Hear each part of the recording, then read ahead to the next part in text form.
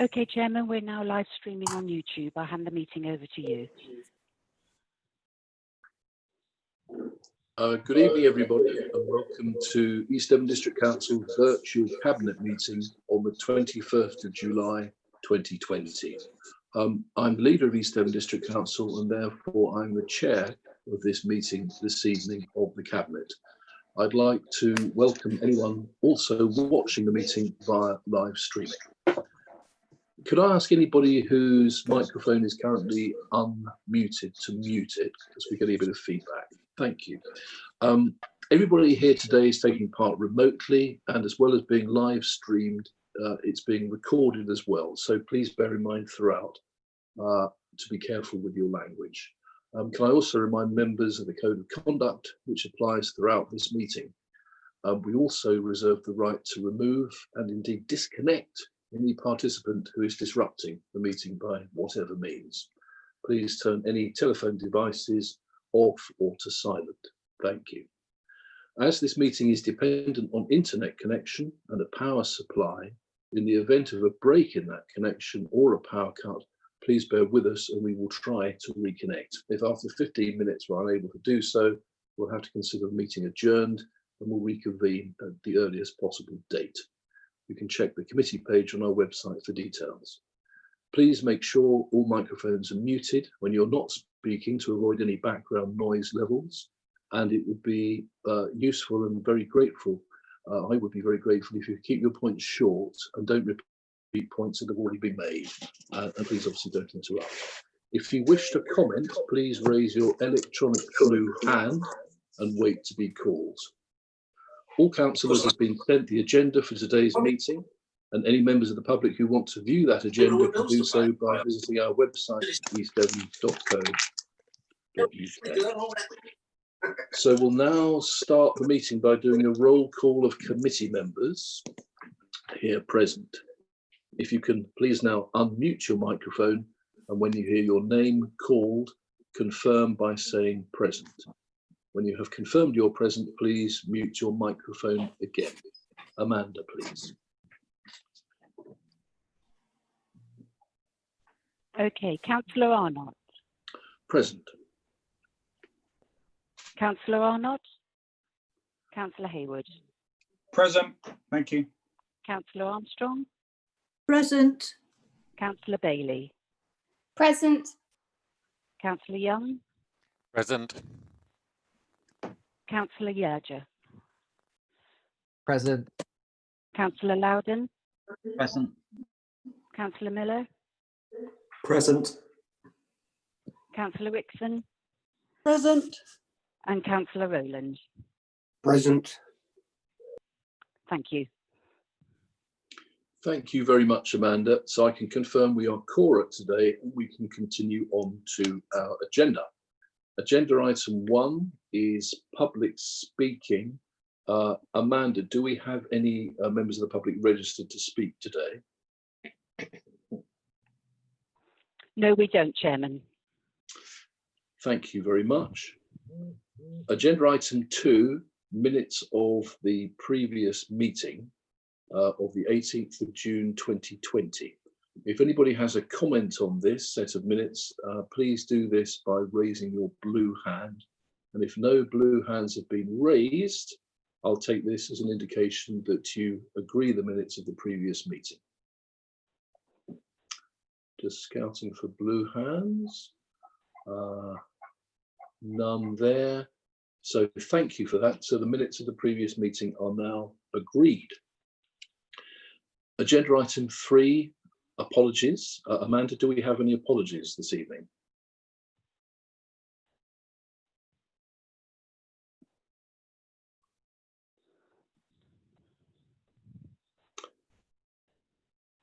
Sorry, Amanda, are you aware of any apologies that we've received this evening?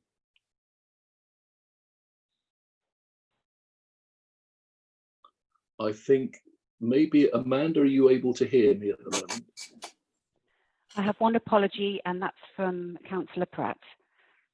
Thank you very much for that. Okay, that's recorded. We'll now do a roll call for declarations of interest. Cabinet. Amanda again, please.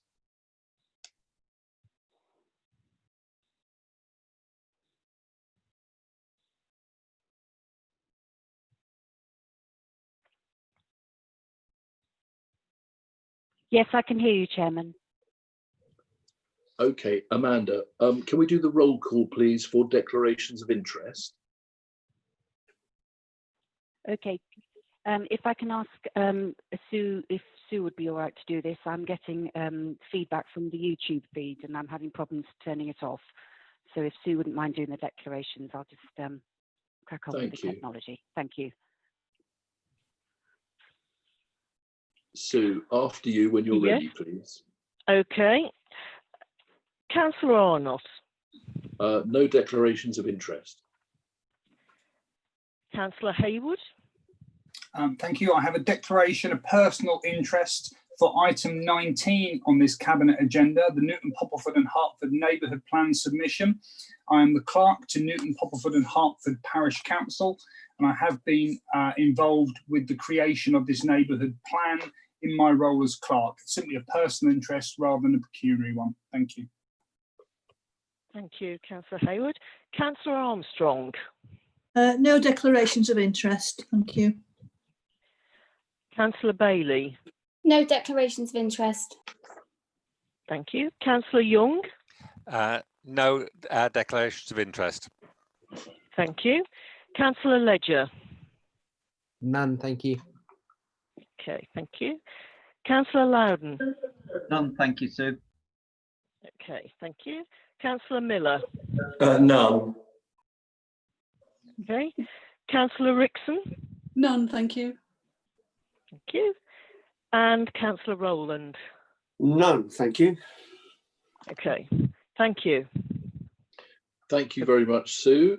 In which case we move on to agenda item 5, matters of urgency, and there are none. We move on to agenda item 6, which is confidential or exempt items, and there are no confidential or exempt items which officers recommend should be dealt with in this way this afternoon. And agenda item 7 is the forward plan.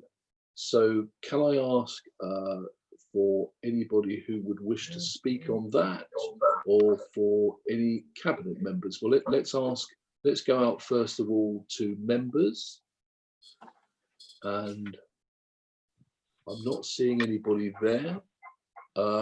Sue, are you able to see anybody there at the moment on the blue hands on this item? I can't see any blue hands, Chair. Okay, thank you. In which case, cabinet members, are there any comments you wish to make on the forward plan?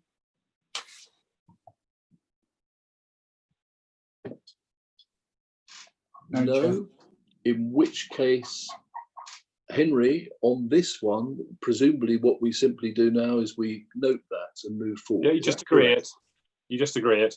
Okay, do we need to agree it by a show of blue hands or just by an absence of blue hands? Yeah, I think an absence of blue hands, you just say yes, in that case it's agreed.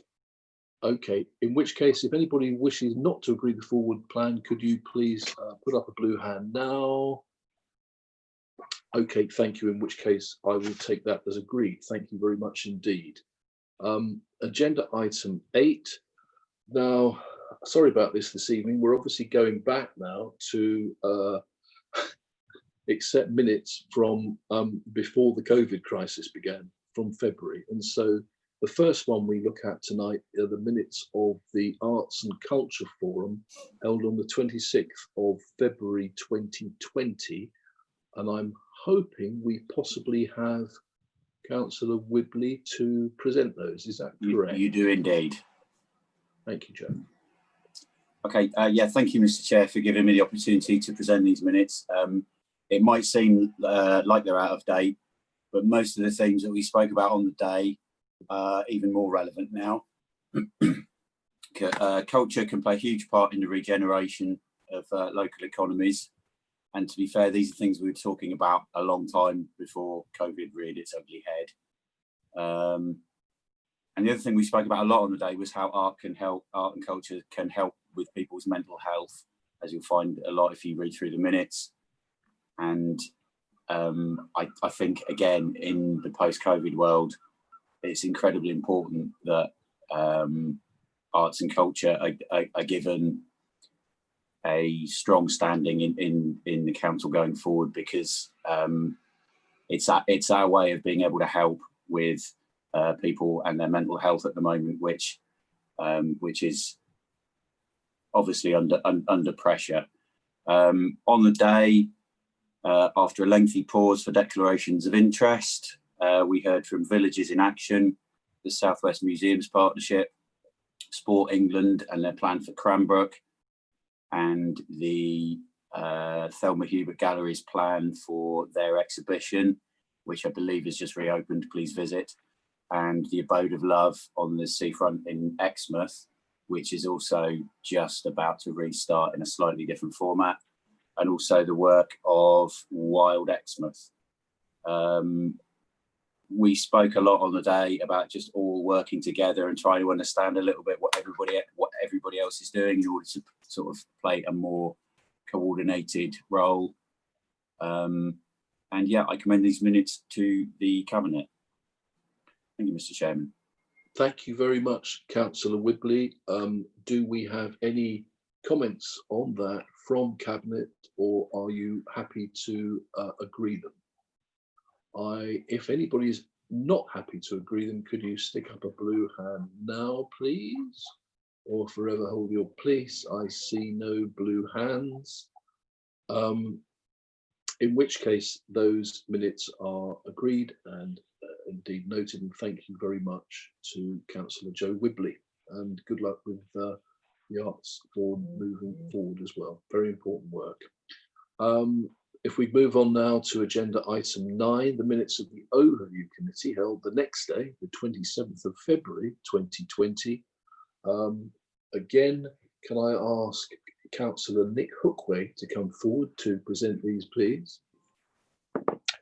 Thank you, Chair. I have the honour to present these minutes to Cabinet. We looked at the updating of the Governance Review Working Party, which of course has had to stop for a short time.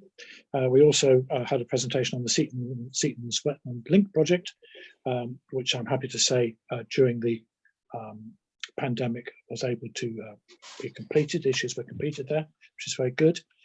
And also we also had a look at the mental health challenge, the local authority mental health challenge, and some of our councillors agreed to take part in that. And what's the other one? The Healthy Weight Declaration was also discussed and approved and recommended. Right, okay. And that's the gist of the of our minutes, Chair. Thank you very much. Thank you very much, Councillor Hookway. Before we come back into Cabinet, we have two speakers here on this, please. First of all, can I welcome Councillor Andrew Moulding? Yes, thank you, Chairman, very much. I would like firstly to declare an interest. I'm patron of ARC, which is an organisation in Axminster that supports problems that people have with tackling bereavement and mental health. And it works closely with Axminster Medical Practice. And Axminster Medical Practice has 12,000 people on its records. And of those 12,000, in the last 12 years, 2,000 have been supported by ARC through problems they have had with mental health. So that's 2,000 people in Axminster area. That's 1 in 6 of all people registered with the medical practice have needed to have support for mental health. So I subscribe to this initiative through the Overview Committee of appointing a medical health, or a mental health rather, lead member or mental health champion, whatever you would like to call that person, as there are now no longer any lead members. And it's my view that, and as Councillor Whibley mentioned just now, through the coronavirus emergency, There have been numbers of people who are, as we are aware, suffering from mental health. And the sooner a mental health champion is appointed and starts working, the better. Thank you. Thank you very much indeed, Councillor Moulding, for that. And can I come to Councillor Ian Hall and then next to Councillor Brewster Sarum? Ian, please. Thank you very much, Chairman, and good evening to everybody. And I hope all of you are staying fit and well and your mental health is good at the moment. It seems a very long time ago this was actually debated in overview, because first of all it went to council, then back to overview, and we do have a recommendation that the cabinet, it's referred to cabinet, and they agreed to scope a mental health lead member, but the wording may need to be changed. Even before we're stepping into COVID-19, we were already having to deal with anxiety. So some of our younger, older and middle-aged people dealing with the climate emergency. We also know that there was already a mental health emergency going on at that time. And we all know that it's absolutely essential that we as members and the East Devon employees have good mental health so they can make good sound decision-making going forward. Now, I do have declarations. First of all, I am a Devon County Councillor. I am a mental health champion at Devon County. I am also Vice Chairman of ARC in Axminster, as Councillor Moulding just said, he's the patron. And we are inundated with the amount of people coming in, and we are very lucky that we have this resource in Axminster. And to just slightly correct Councillor Moulding, we have today have had over 2,505 people go through to see professional clinicians via the doctor's surgery. And as Councillor Whibley said, the arts has a massive part to play in this going forward, because these are areas that we individually and collectively can come through the anxieties that we're all having to go through. And there is no doubt about it. I don't think anybody here tonight or anybody watching hasn't been one way or form affected by this subject. So it's absolutely crucial that we get this right, and that we do ensure that we do have a mental health lead member as soon as possible, working with our fantastic officers we already have. We know we've already got Aaron Clark as our district officer, and I'm sure that all the overview group will absolutely endorse what I'm saying here, because there is absolutely no health without mental health. And thank you for giving me the time to speak tonight, Chairman. That's been very good to hear you, Ian. Thank you very much. And I know you take this very seriously personally as well, as do many people, but I'm very mindful of your own commitment to it. Can we have Councillor Brewster Sarum, please? Thank you, Leader. I was just going to say about the healthy weight declaration. This is a good example of working with my county colleagues in Exmouth, who brought it to our attention, and I then raised it through the appropriate committees we have here. And so really, I draw your attention to what is written in the minutes, and I'd just like to thank the Cabinet in advance for its indulgence in proceeding with this. And I think that it will be of great benefit to our communities. So I commend it to you. And I thank you, Leader, for giving it the opportunity to go forward as it's done today. Thank you all so much. Thank you very much, Councillor Sarum. After lockdown, I'm going to have to declare an interest in the healthy weight issue. As most of you can see, I started the Cambridge diet 2 days ago. I may pass out before the evening's over. Councillor Paul Miller, please. I think Paul Jarvis from outside the Cabinet wanted to speak first. Oh, I'm sorry. Of course. Thank you very much, Paul, for pointing that out. Councillor Jarvis, please. I'm going to talk on a personal note in regards to mental health. Some of you, or most of you, are aware I've lost 3 family members since lockdown, and my father has been in an institution now for 2 months. Luckily, I live in a community that supports me. But I've met many more people who are suffering due to mental anxiety, due to the situation. But we, as Councillor Whibley and the other councillors have mentioned, this is something that has always gone on. But now that it's in the forefront and the focus, I think we as a council need to focus on it completely and entirely from now on. Thank you very much, Councillor Jarvis, and I'm really grateful for your own personal testimony there, and sorry you've had such a terrible time, and to Ian and Bruce and Andrew too. If we bring it back into Cabinet now, please, and I've already got Paul Miller with a hand up. So Paul, can I throw to you, please? Thanks, Chairman. I firstly just wanted to endorse the comments made from outside of the Cabinet. At this time, during the COVID pandemic, mental health policies by councils couldn't be more important. On both the recommendations that we have tonight as a Cabinet, the officers advised that resourcing would require further careful consideration of financial and officer support. On prevention of mental ill health and healthy weight, officers already work with Councillor Armstrong in her role as Sustainable Homes and Communities portfolio holder, because it forms part of the public health strategy. The first recommendation before us is to scope a mental health lead member. I think it's important to note that as portfolio holder for democracy and transparency, I'm currently scoping the future of lead members or member champions going forward, should they come back. So I think we can accept that recommendation as long as there's the caveat that we're also scoping the role of member champions as a whole. When it comes to the healthy weight declaration, I just wanted Cabinet to note that there are 23 local authorities so far that have signed the healthy weight declaration. Every single one of them are either county or unitary authorities. And I think the reason that is because, of course, if you're upper tier authorities have that responsibility for health and education, which we know the district council don't. So given that, I think we need to look into whether signing the declaration doesn't suddenly give us a load of unrealistic responsibilities. So my suggestion, I wondered whether as a Cabinet we might consider sending the broad issues back to overview for further scoping with officers.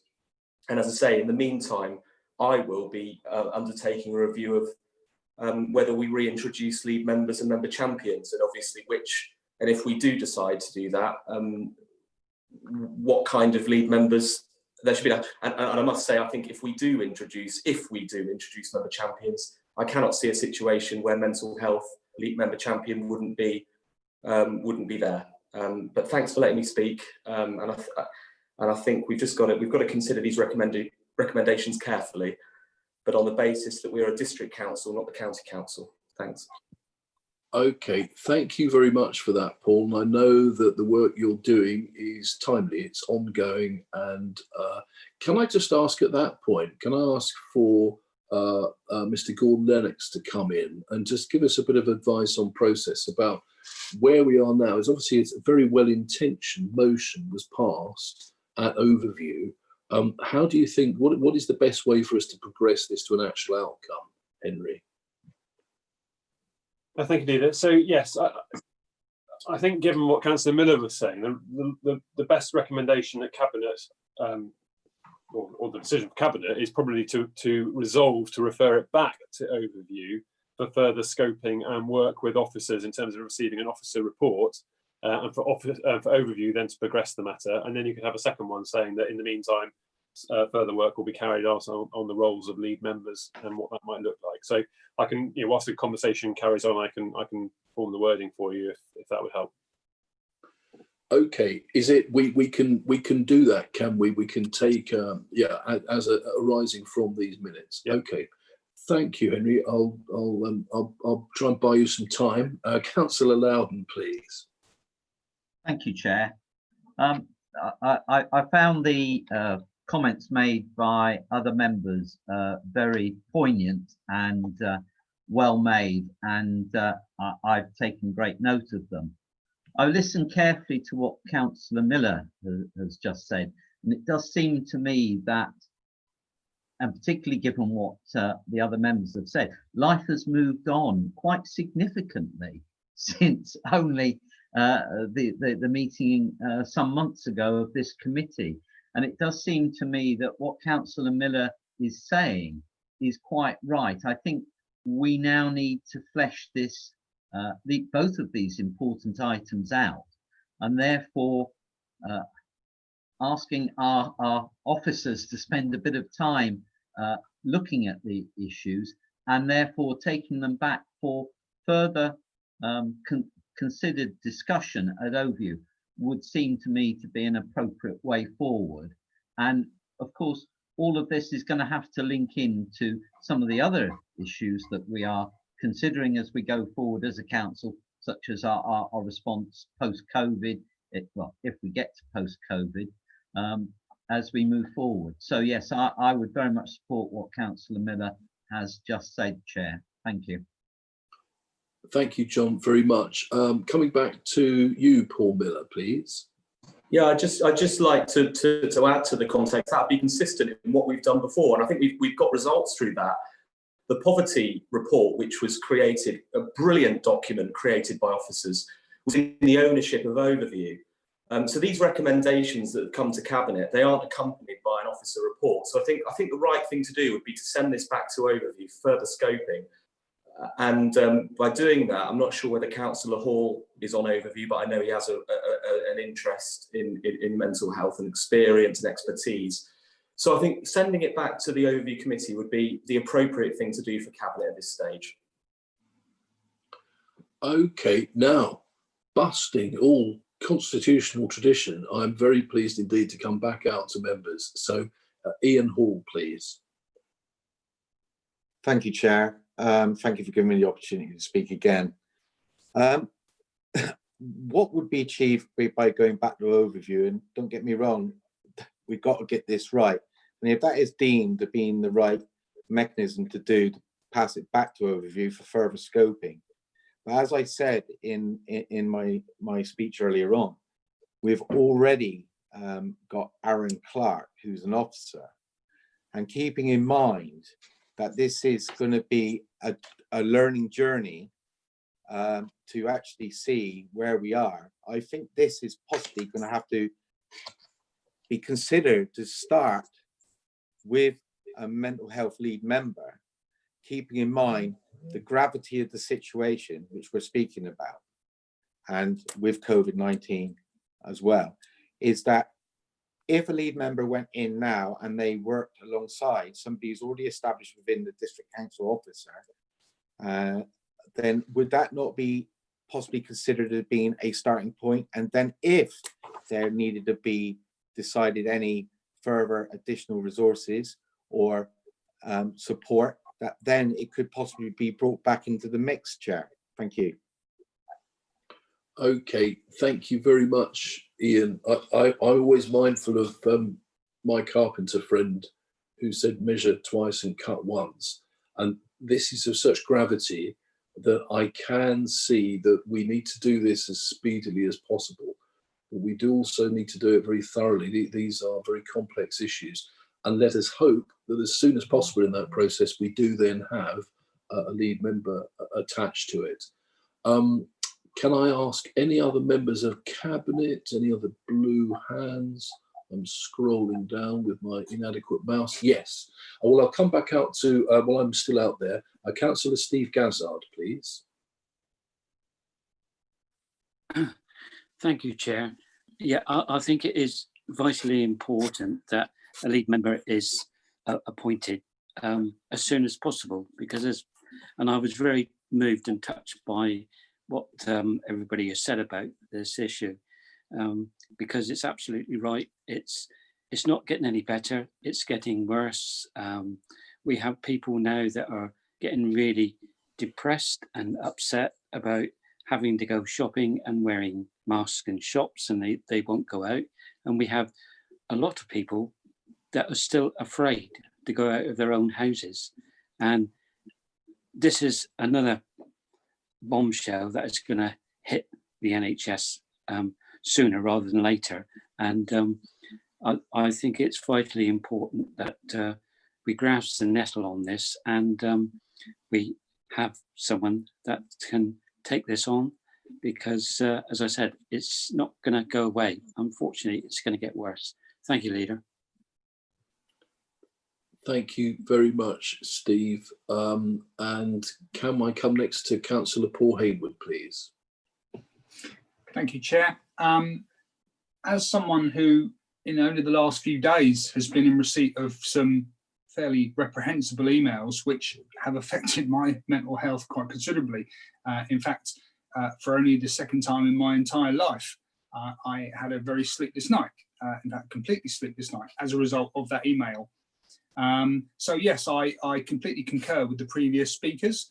However, I am also mindful that this is an issue that does require investigation. It also issue of training. An untrained mental health advocate or champion can actually perhaps do more harm, because it's a very, very complex subject. It's a medical issue. And unless people are medically trained and have training to offer these facilities and to offer counselling and guidance, I think that's where the issue lies. We all, as a council, support positive mental health. We all, as a council, abhor bullying and intimidating behaviour that affects people's mental health. But to my knowledge, none of us are mental health professionals, and my apologies to any members here who are. If you are, I apologise, and perhaps if you are, you should be at the front of the queue to be the mental health champion for East Devon, which I wholeheartedly support, but I just feel that it does need some more work. It needs what Overview originally looked at, to scope it, work out what is required, what funding is required. It's all very well just to create a champion, but it needs funding, it needs money, it needs resources. We have officers. We have an officer who can go out and find grants, who can obtain practical support, but we don't have them here today. So at the moment, I'm very happy for this to go back to Overview. Let Overview do what Overview do best, and then we'll consider it with a fully briefed report, and we can move forward on that basis. Thank you, Chair. Okay, thank you very much, Paul. It occurs to me that we may have to have an overview meeting sooner rather than later if we're going to address this. Councillor Armstrong, please.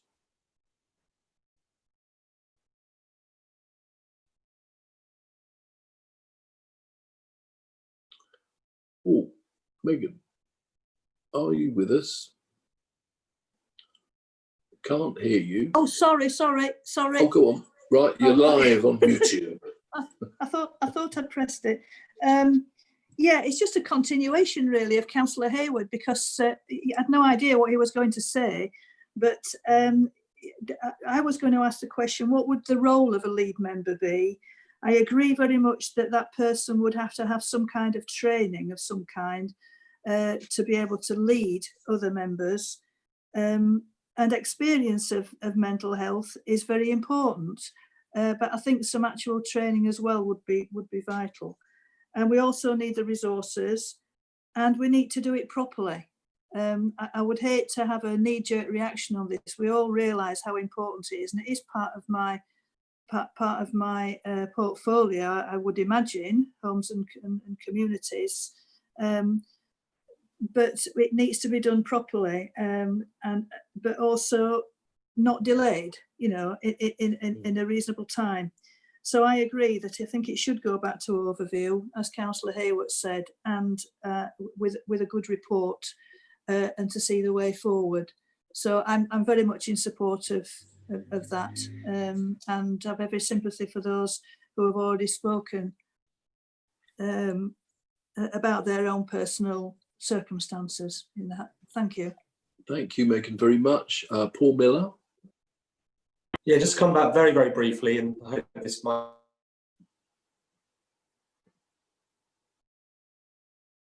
Now, I'm not hearing you, Paul, but is that me or is that? I can't hear either. Okay. In which case, I'm gonna park your contribution for the moment, Paul, if that's okay. And since Henry is on screen, have you had enough time, Henry, to draft something that might reflect the debate? I have, Leader. So, Cabinet recognises the importance of mental health and healthy weight, but considers that the Overview Committee should consider the matter further having fully scoped the issues, including areas of responsibility, relevant powers, resourcing and funding, and on the basis of officer reports before making further recommendations to Cabinet. And then secondly, the Democracy and Transparency portfolio holder to review the role of lead members / member champions, which should include consideration of a role in relation to mental health. Okay, thank you, Henry. I note that we're silent on the issue of obesity in that. Do we want to include obesity as well? I mean, it should be part of the same review, shouldn't it? Well, I thought healthy weight would probably pick that up, wouldn't it? Healthy weight, yes, but were we not looking to do a champion for that emerging from overview as well? So the recommendation from overview is that it's to sign up to the healthy weight declaration. Okay, that's what Cabinet like you include it, of course. No, my mistake. So we weren't looking for a healthy weight champion then from that overview meeting. Not on the basis of the recommendation that's come forward, no. Okay, thank you very much. Right, Cabinet, are we happy with Henry's recommendation there? Anybody else, anybody like to speak further to that? Or are we happy to say that that is our decision? If you're going to do the vote, Chair, I suggest you use the green tick, red cross from Cabinet just to get that confirmation. Thank you very much. In which case, can I ask Cabinet, please, to use your green crosses? Green ticks. Green ticks. Green, yes.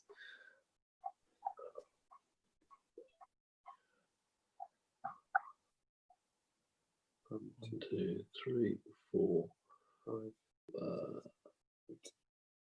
Well, there's 8 in favour, leader, so that's clearly carried.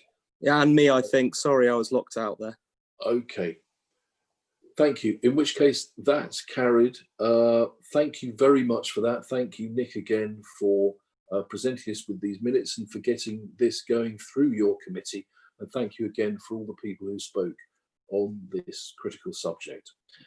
If we can move on now, please, to agenda item 10, which is the minutes of the Scrutiny Committee held on the 5th of March 2020. And I'm scanning for blue hands, but I believe now, do we have other member blue hands up at the moment for scrutiny? Sue or Amanda, can you see any blue hands there that I'm missing on scrutiny? I can't. Yes, Moulding, Chair. Thank you. I expected Andrew to come forward and he's there now. Thank you. Councillor Moulding, please. Yes, thank you very much again, Chairman. I noticed on the scrutiny minutes, it mentions the Queen's Drive selection panel, and I am aware that that is obviously being dealt with through the appointments procedure, but bearing in mind that the council don't meet again until October, I believe it is, then it will be some time before the Queen's Drive selection panel meet. And it's my view that there will be urgent matters for the Queen's Drive selection panel to consider as we move through the summer. So I'm anxious that that progress is made and wonder how we can bring things forward so that the selection panel can start to carry out its work. Thank you very much, Andrew. It's a very good question, and certainly the kind of work you're referring to that's urgent over the summer, the officers will continue to do as normal. But clearly, since we're looking at a change here, I wonder if the CEO, Mark, might be able to just help us with a bit of understanding on Queen's Drive and where it might go in relation to this. Yes, hi, thanks for that. So I think it's somewhat inevitably, really, the impact of COVID-19 on the commercial property market and the economy generally is something that we're going to have to assess. So the intention behind the selection panel has perhaps been overtaken by events. So at the moment, we're seeing the opportunity to have a bit of a reset in the early autumn with a general update for members as to where we are with Queen's Drive and how we got to where we are, and then perhaps a sort of a reflection and an opportunity to say, well, in the light of the changed circumstances, what potentially is the best way of going forward? Okay, thank you. Andrew, would you like to come back on that? Yes, Chairman, I can understand Mark's views, and that things obviously have changed during the coronavirus situation. But I think there's work for the selection panel to do. They can be starting to consider the various options that might be available to them. And I think that the fact that we're going through the virus will make us all aware of how things can easily change. And so the panel want to be very much aware of options that may be available to them that perhaps they haven't already considered. It would be, I'm sure, useful for them to meet just to see how things are going so far, how things are moving forward, and how things can go forward in the future. Okay, thank you very much, Andrew. And to a certain extent, the way in which these panels are to be composed as well comes up under agenda item 17 as well. I note you're speaking there too. Chair, so thank you very much for that. Right. Yes. Yeah, just for clarity, the selection panel that's referred to in the scrutiny minutes is different from the Queen's Drive, the Exmouth Queen's Drive delivery group. They're effectively two separate bits. So just to give that clarity. Lovely, thank you very much. Appreciate that, Henry. Okay, so bringing this back into Cabinet, are we happy to note this set of agreed minutes? If there's anybody who doesn't want to do that, please could you raise a blue hand? I'll give it another 5 seconds. Mr. Chair? Yes, Paul. It's only just a point of, it's a very small technical point, but a point of grammar on the, let's have a look, where are we? 1, 2, third page, which begins, concern that the project has been badly managed. Well, perhaps that could be badly managed. So it's just a typographical issue, badly managed. And then in the second paragraph after recommended to council, it says appointed by the Queen's Dryer. I don't think that means Queen's Dryer, unless the Queen does have a dryer and she's coming to Exmouth, but I think that might be Queen's Drive delivery group. Yes. I'm sorry to be pedantic, but it's just a point in the minutes. Thank you. I understood she was coming down for a holiday with Black Rod, sort of an illicit trip to Exmouth in the old seaside tradition. If you'd be kind enough... Perhaps it's a job for Andrew. Thank you, Councillor Wright, whose nerve I see is fully recovered. Okay, can we then, Paul? Yeah, could you email the clerk on that one, please? And I'm sure we could get that corrected. But with that said and noted, are we happy then to agree those minutes? And I think we are. So thank you. Those minutes are agreed. We move on then to agenda item 11. Which is actually the Strata Joint Executive Committee, where I was delighted, indeed astonished, to find myself elected into the chair at the first meeting on the 16th of June. And so you have the minutes there. And so I have the pleasure of presenting those to Cabinet. And would any members from outside Cabinet like to speak on those?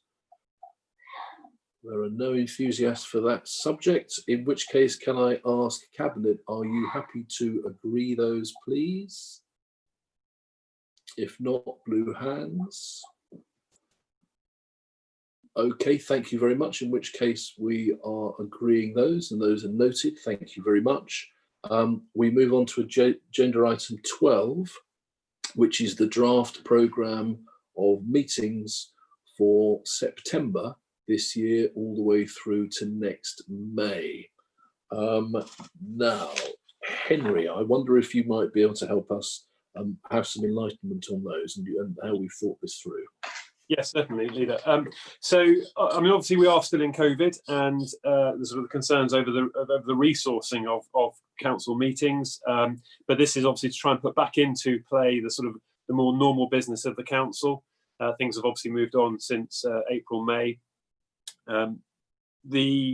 I ought to apologise first and foremost for the lots of orange meetings suggesting the public aren't going to be able to go in. The only meeting on there that is a private meeting is the very bottom one, the finance panel. All the others are open to the public, so that will be corrected prior to issue if it's agreed.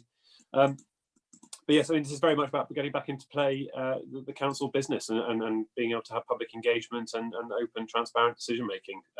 The only committee that probably is affected beyond the normal is the overview committee, and that is just in the nature of the work that it does in comparison to the others, and also the resourcing of it in terms of officers' reports. So it has got a slightly reduced number of meetings compared to what it would have normally had. But I do note your comments earlier that obviously there is still important business for it to do, and I think that you know, my recommendation would be that you adopt and look to take forward this meeting programme, and that between the chair and the DSOs and the officers, if there are additional meetings to put in to help deal with those particular issues, then of course that can come into play and that can be put forward. Thank you very much, Henry. And we were discussing earlier as well the possibility, the distinct possibility, I'm afraid, of another council, quite possibly in August. There's been some discussion internally about the, frankly, the extraordinary amount of work that officers in particular have been doing now just non-stop since March. And if there's a way in which we can offer a holiday in August to them properly, and we can ourselves just calm down a bit for a couple of weeks, it would be helpful. But I certainly think by third, fourth week in August, we may well have to have, you know, quite possibly another cabinet, another council. But let's see how that goes. Thank you very much. So in which case, Henry, what action do we need to do? Do we need to observe what you've just said, or do we simply just agree that schedule as it is for now? You're on mute, Henry. Beg your pardon. I'm very good at telling other people when they're on mute. This is normally something that council would agree. So I think it will be for cabinet to endorse the principle of these meetings coming forward, and we would call them in that order. That are there, and you know, at such time that we're able to get it in front of council, then they will be able to approve it too. Okay, thank you very much. Can we go to Councillor? Oh, he's disappeared. Okay. In which case, are there any members who would like to speak who aren't within cabinet, please? And I see no ships. In which case, yes, I do. Councillor Steve Gazzard, please. Yes, thank you, Chair. I just wondered, could we, through Cabinet, and then obviously onto full council, express our deep gratitude to everybody at East Devon District Council. I know that democratic services have been absolutely amazing, and our officers and all staff have been amazing. And I personally would just like to publicly say thank you very much for all that you're doing, and I think what you suggested, a break in August, if that is possible, would be absolutely a good thing to do. Thank you. Thank you so much for that, Steve. And if we can make sure Councillor Gazzard's comment is recorded in the minutes, please, I'd be very grateful for that. Thank you very much. I'm sure he speaks on behalf of absolutely every one of us. Councillor Paul Miller, please. Thanks, Chair. We were talking earlier in the meeting about mental well-being, and I think it's really important that we have these natural breaks in our calendar. MPs they have regular parliamentary summer recesses. I know being a councillor isn't a full-time job, but at the same time, I think it would be good going forward that we have an August break. And also, I'd like to suggest that officers look at avoiding meetings taking place in half term, so that those councillors with childcare responsibilities are able to attend meetings and aren't unfairly prejudiced against. So I just want that to be noted in the minutes. Thanks. Thank you, Paul, for that very much. Yes, please, can we make sure that that is noted in the minutes? And we know this is a subject that's come up a lot over the years, but certainly in the last year as well. So it would be lovely if we can make some progress on that. My only dissent with Councillor Miller's comments just now is that being a councillor isn't a full-time job. Can I just tell you, my job doing this starts at 7 in the morning and quite often ends at midnight. But I'm on the big money now, so I suppose I have to do that. It is an honour, of course. Councillor John Loudon, please. Thank you, Chair. First of all, I need to concur with Steve Gazzard's comments 100%, and I'm sure everybody in the room would concur with them absolutely. Just turning to the matter in hand, I mean, we've had a faltering start to get to where we are now. It's been a learning curve for us as members. I suspect it's been a learning curve for officers as well. And as we now are able to start doing more normal things on a regular basis through virtual meetings, and I'm sure everybody in the room will welcome the fact, they may not have done a few months ago, but certainly will welcome the fact now that we can get back to doing business on a regular basis. And you never know, it may well be that we never end up meeting each other in the flesh again. You may prefer that, Chair, but I'm sure we all would welcome the fact that that Henry has put before us a set of dates that we can now start rolling our sleeves up and doing the business. Okay, thank you, John, for that very much. On a sort of related subject, very briefly to raise it and just ask for Henry's confirmation on this. I'm aware and very much enthusiastic myself for the idea that we try and meet again in a room together, and perhaps then look at the idea of hybrid meetings as well, where some people aren't in the room but still take part, are still present in the meeting. But Henry, what is the government advice, as you understand it at the moment, on the possibility of us meeting in a room together? Yeah, so the LGA's very strong advice, and it's backed by council's opinion, is that the local authorities shouldn't be meeting in rooms. Yes, it should still be being done virtually. How quickly that will change, I don't know. We have already started the process of working with Strata to see what that might look like.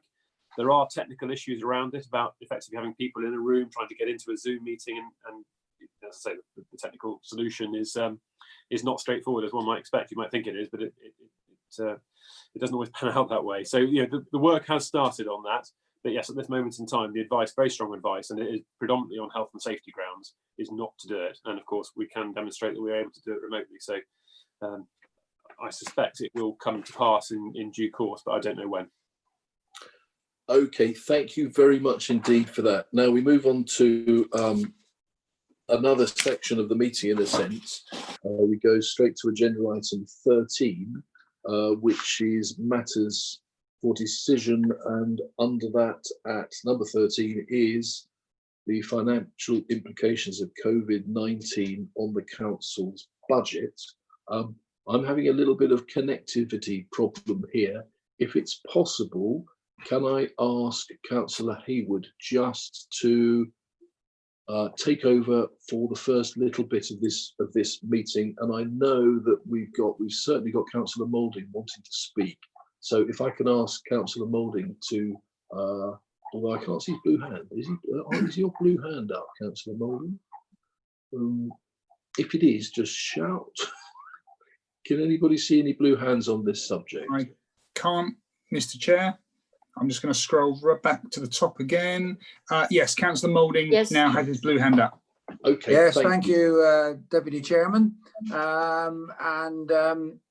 Obviously, this is a difficult situation for the council, and I've been around the council long enough to know that there are always issues that we have to consider with regard to finance, and the COVID emergency it makes this no different. But I'm very pleased to see that the position appears to have improved since the last report we had from Simon Davey. We appear to have additional business rate income of around 2.5 million, which was not considered at the last report. Now, I have to say that it must be the previous administration's sound policies regarding business development, which has enabled this increase of income that we weren't necessarily aware of. Now, this has obviously cushioned some of the problems that we have, and I'm sure the leader and deputy leader will be pleased for that. So I'm sure they'd like to agree with me that the Conservative administration, and of course the administration that came just after us, did a superb job in ensuring that businesses thrive and that business rate income is increased. And can I also say that this is not like most district authorities, and we, I think, at East Devon District Council are fortunate that our previous administration, through prudent decisions, has left us in a far better position than some of our local and more distant local authorities. So I think you'll enjoy giving us a pat on the back. Thank you very much, Councillor Moulding. I just tried to switch my internet off and on again, and it wouldn't allow me to do so. So I missed the beginning of that, but I heard the end. Always very happy to pat people on the back for their past achievements. And as I say to you before, Mildew, every time you say this, if you'd like to get into the car, drive up to Neil Parish's house tonight and ask him to hand over a little bit more, then we'll all be very happy together in this current predicament. So Councillor Hayward, oh, sorry, let me just see if there's anybody else from outside the cabinet. I don't see that there is. So can I come to, well, probably before I come to you, Paul, let's go to Simon and then see if Jack has something to offer as well. So I'd like to hear a report, please, from our Section 151 officer, Simon Davey, please, and Chief Financial Officer. Can I just say, Leader, that I did agree with Simon. I'd say a few words at the start before I hand over to him. Fantastic. Well, what a warm-up act he's got. Over to you, Jack. Yeah, thank you very much. Yeah, Simon produced a report in April, and we're really pleased to be able to say very briefly that the situation has improved considerably. The income streams have improved sooner than expected.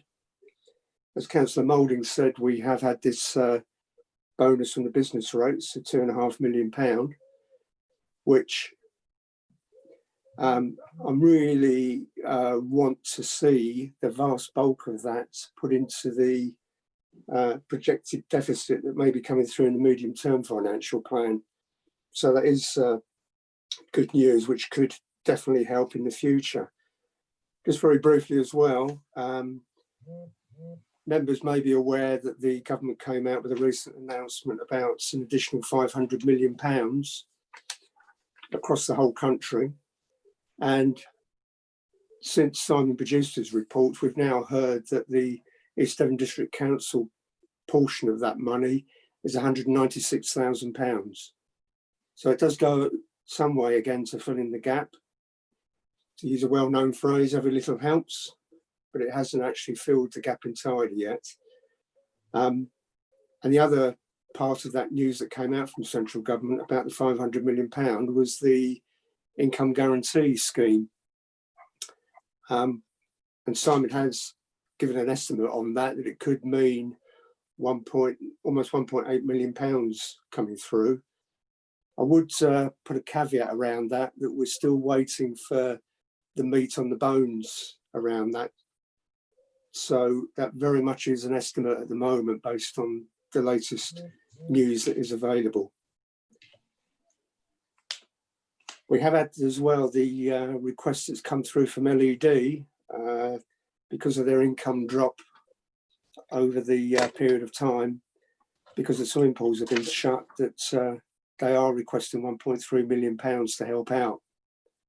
But the good news is as well that discussions are going on with LED in the anticipation that the swimming pools, apart from the Hollandson one, because of the work that's needed there, the swimming pools in Sidmouth and Exmouth will be opening next month.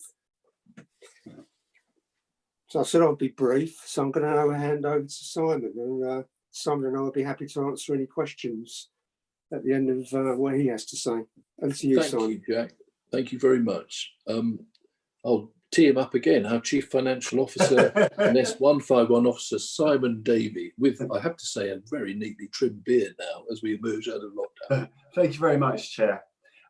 So actually, I think Jack's covered off the main issues that I was going to highlight. I was just going to highlight the changes between the initial assessment I sent out towards the end of April, when our finances were first hit by COVID-19. Informal note went out. This is our sort of an update assessment on that, which does look much better in terms of the return of income. This is also our first chance to formally present something through to Cabinet, if you like. So I don't want to go through too much detail in that the main changes are the income position does look better. We have had additional third tranche of income from government, which is another couple £100,000 that hasn't actually been reflected in this report as yet. And importantly, which I have reflected in the report, is the income guarantee scheme that government are highlighting to us. Although, as the finance portfolio pointed out, the details are still to come through on that to get the exact numbers and the implications for us. So just in summary, obviously for the current year, we did have a balanced budget set in February 2020. We're now looking at a deficit of 4.5 million in year, which is made up of additional expenditure, and I've highlighted what those items are in the report, including an initial assessment from LED. This report isn't saying that we'll meet that cost, it's just highlighting that there is some costs there that LED are seeing at the moment in their estimates. Whether there's additional funding that comes through direct from government, we don't know yet, but it's right for me to highlight that cost to you in this report. Also on the other side is sort of the income reduction, which has seen an improvement over that we predicted in April, and that's mainly to do with car parks, planning, and green waste now coming back on stream. So those have played an important factor for us. If we look at that 4.5 million, we've got things, as I stated, to help us to meet that straight away. In terms of government funding, in the report highlights that at 1.5, it's actually now 1.7. We furloughed some staff and have made some additional savings to give us about 103,000, and Strata have also gone away to help their clients and gone and looked at their budgets and offered additional savings to us about 100,000. So what we're down to in terms of the general fund is a deficit of 2.5, 2.6 million. If we then consider the scheme that the government have highlighted to us, which is definitely welcome, there is the detail to go into, but it is welcome in terms of covering lost income streams, which is a big element for us. So what they're saying is they will pay us 75% of losses beyond the first 5%. So as Jack was saying, I've estimated that at about 1.8 million, but let's wait until we get the detail. I can fill in the forms and see what the return says. But if that's right, our deficit then for in year is now down to just under £1 million. Now that number won't be exact, obviously. You know, the income projections will be changing. We'll need to see what that income scheme by government is. And importantly, our costs are changing on a daily basis. I've captured the ones that I know about, but only recently, that isn't reflected in this report, is we've been approached by Suez in terms of some of the additional costs they're seeing. So we'll need to get into consideration about negotiating with them on their additional costs. But we're looking in the order of sort of just below £1 million to find. In the report in 2.19, there's highlighted to you a number of options that the council has to meet that deficit. And what's reassuring for me is there are plenty of options there, including the 2.5 million that was raised earlier. So from a strong position for the council, that's healthy. You know, we are a going concern. You've got a predicted deficit in year, but you've got options to be able to pay for that.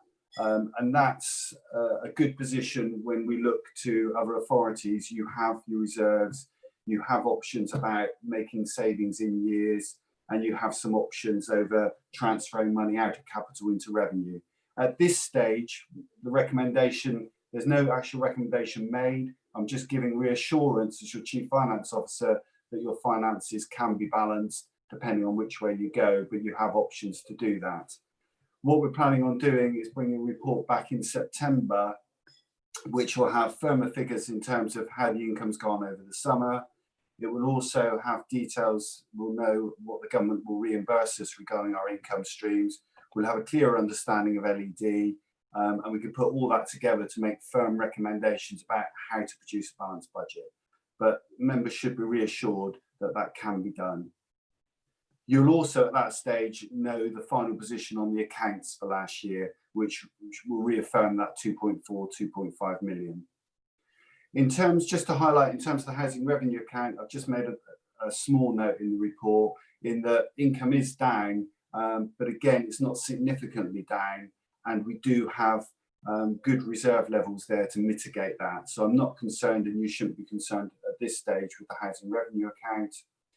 The report also touches upon the medium-term financial plan and whether we should be reflecting any changes in that in terms of how COVID might have affected it. So I've gone through the various elements. It's just highlighting some risk areas, but again saying that we will come back to you in September with that medium-term financial plans. We do still need to consider how we're going to meet that gap going forward. And that's part of the decision this year of whether we just take one-off savings to help us meet this year's deficit, which has come down quite a bit, or whether we do some savings which are ongoing and then helps us for the future. But as has been highlighted, some windfall income in this year could quite easily and nicely be set aside to help you cushion some of that medium-term financial plan deficit going forward. I've tried to summarise in the conclusions the key parts in terms of there is a gap, but you have ways of filling that gap. It is a much more favourable position than we originally predicted. What hasn't been reflected and will need to come out when we present the medium-term financial plan in September is everything is based on the service plans and the council plans as they sit at the moment. The new administration will obviously bring forward perhaps different priorities, different spend items, and a different switching of resources that will need to reflect in our medium-term financial plan as we go forward, so we can bring that forward to you in September. But really, I think that's all I wanted to highlight, and feeling a lot more buoyant and comfortable than I was back in April. Thank you, Chair. Well, that's very good to see you in such sunny form, Simon. I must say, you know, 9 or 10 weeks ago, you were more of an Eeyore, but now you're more of a joyful piglet. So this is fantastic. And I would just say, just to reassure everybody, and we've discussed this many times, there's a question of whether resources or spending is reallocated, but we have no intention whatsoever as administration of spending an extra penny. So just to make that absolutely clear. If we can go out. Chair. Sorry, Simon, say it again. Even happier, Chair. Thank you. Yeah, no, we're thrifty. Prudent. So if I can come back out now, please. Thank you to both Jack and Simon. I'd like to record my own thanks to both of them. They've been, absolutely, conjoined working on this together. And I think it's been a fantastic process. And I think it's helped everybody understand even more about the council's finances when we move out of this crisis as well. Can I come to Councillor Tom Wright, please?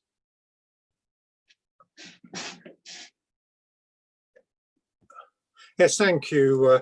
Thank you, Chairman. I'm glad that we are in a far better position than we were. And I don't know if you know that I live within sight of the seafront at Budley.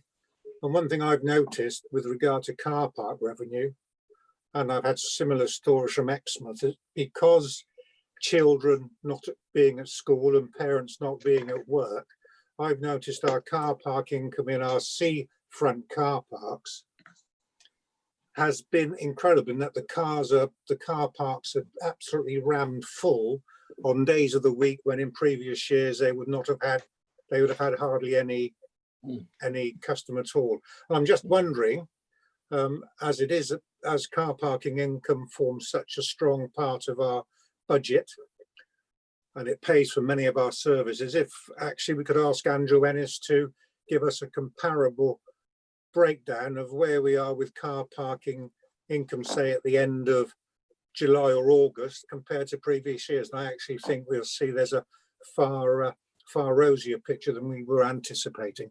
And I'd just like to reinforce what Steve Guzzard said. I see our street scene guys who were working very hard in all their PPE, loading bins, cleaning toilets. But my only caveat would be, we can't really give our street scene guys holidays in August. That's what I want to say on that. No, absolutely. Okay, thank you very much, Tom. I see we've got, I think, Councillor Moulding coming back in for a second bite on this one. Please do. I was actually going to say something not necessarily directly linked with this, but I heard Jack Rowland speaking very well.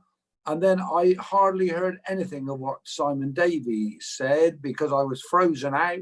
He kept coming in just for, I suppose, about 20% of what he said. And then just towards the end of his little speech, he came back in again.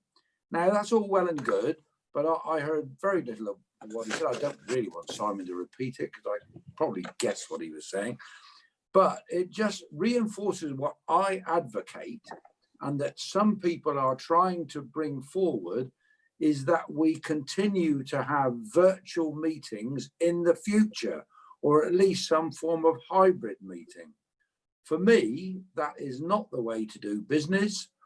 I totally disagree with virtual meetings because some of us, I think Paul Miller lost contact earlier on. And as I was saying to somebody just recently, if it was a planning meeting, and in planning, people's lives depend on planning decisions. And if you had a planning meeting and I was frozen out and I wasn't able to vote and there was a close vote and it went against that particular applicant, then that would change their lives.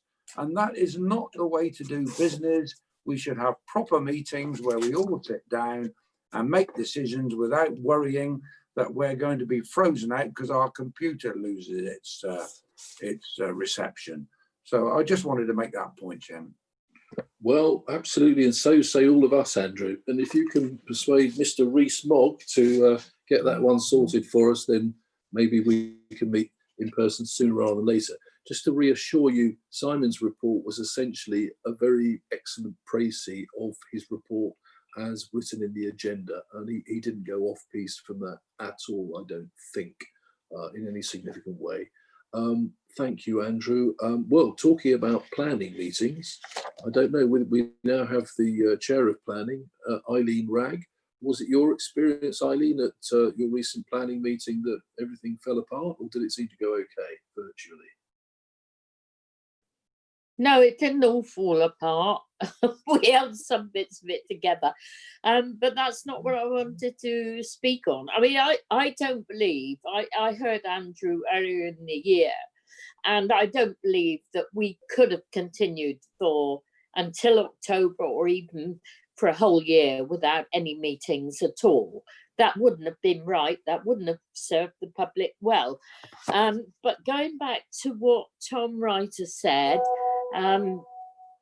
now, I think we have to be careful when we compare previous year's takings for car parking on the seafront. When I was on county council, I didn't make a fuss about this, you Conservatives, I've been kind to you. None of the machines on the highways, Devon County Council side of the road were working. In fact, I think they were voided by the contractor, and they weren't working for at least a season. So that would have encouraged motorists to park on that side of the road, knowing that if they parked on our land where the beach huts had been previously, they would have been charged. And they were effectively car parks. So I think caution has to be taken when comparing the results. That's the bit I wanted to say. Thank you very much, Eileen, for that. Just going to look at whether we have anybody else outside Cabinet, and I don't believe that we do. We do. Councillor Val Ranger, please. Yes, just a quick point in response to the point that Councillor Moulding just made. I am an advocate of the hybrid meetings, at least, for the reasons that I spent, the last 5 years listening to councillors say that if only more councillors attended the meetings, they'd be better informed. And normally that came from retired people who could attend meetings at any time, day or night. So some people work, a lot more people on the council now, a lot more councillors are working people. They don't all work 9 to 5, they work shifts. I could, for example, even from my workplace, I might be able to, tune into a meeting if I had a break at work, that I couldn't possibly have sped from Exeter to Honiton and listened to this meeting and got back again. So I think we just have to reflect the modern world, how it is now. People have jobs, people have families, people have commitments. I would like to see the attendance figures of some of these remote meetings, because I do believe at meetings now we have far higher attendance figures generally with remote meetings where people can just tune in at their convenience. So, I'm not saying we shouldn't have meetings in person, because that's a great thing, but we need to be flexible and we need to reflect the modern world. Thank you. Thank you very much for that, Val. And I'm aware as well that we have a number of not only councillors but officers who are either in the protected category or near to it, and have to continue to be careful, and will do for quite some time. I suppose for some councillors, you don't get to shake somebody's hand, do you? But never mind. Councillor Paul Jarvis, please. I would just like to echo what Councillor Ranger has said at this moment in time. There are many of us, me included, and I know fellow councillors here and others who either suffer from physical ailments or their loved ones do. Until we can find a way to do this correctly, I think this is the best way to go forward. And echoing what Councillor Ranger has said, and this is across the board, it isn't just the district council, it is our parish councils. The attendance records are much higher. I'm just going to blow it out there a little bit. If it's raining and cold and windy in the middle of October, people have a tendency to think about their driving because they're afraid of driving the distance, whether it be to the parish or to be to Honiton. I've sat in a car many times because I don't drive, and I'm lucky that people will take me places where it has been dangerous for us to go, and it does make people question. But this is the health issue at the moment. I think that we must continue to do these hybrid meetings until we know it's safe. Let's be honest, the council chamber that was produced for us at Honiton, it's not a council chamber I'm used to. I was used to a very large one where we could have been pushed around and moved away. But we've all sat in those council meetings as if we were in a school cafeteria. This is not the time to go back to that until we know that we are safe to do so, not only for ourselves, but for the public who we wish to attend. And as long as we continue to make this available to the public and get it out there, because information is the #1 thing we need to concentrate on with the public, then we're probably going to be more likely to have the public attend our meetings for the time being, because they can just click onto a computer if they have one, and I understand some people don't, but we're more likely to see people attending our meetings and watching what we do, and that's what they're there to do. We scrutinize what the council does, and the public is there to scrutinize what we do. So if we can encourage them to continue to do this as long as we have to do it to keep ourselves safe, I think that is the best way forward. Thank you very much for that, Paul. Members will have noted that fascinating as this discussion definitely is, we've wandered a little way away from the financial implications of COVID reports. I see Peter Faithful there. Peter, if you want to speak, please, following Val and Paul,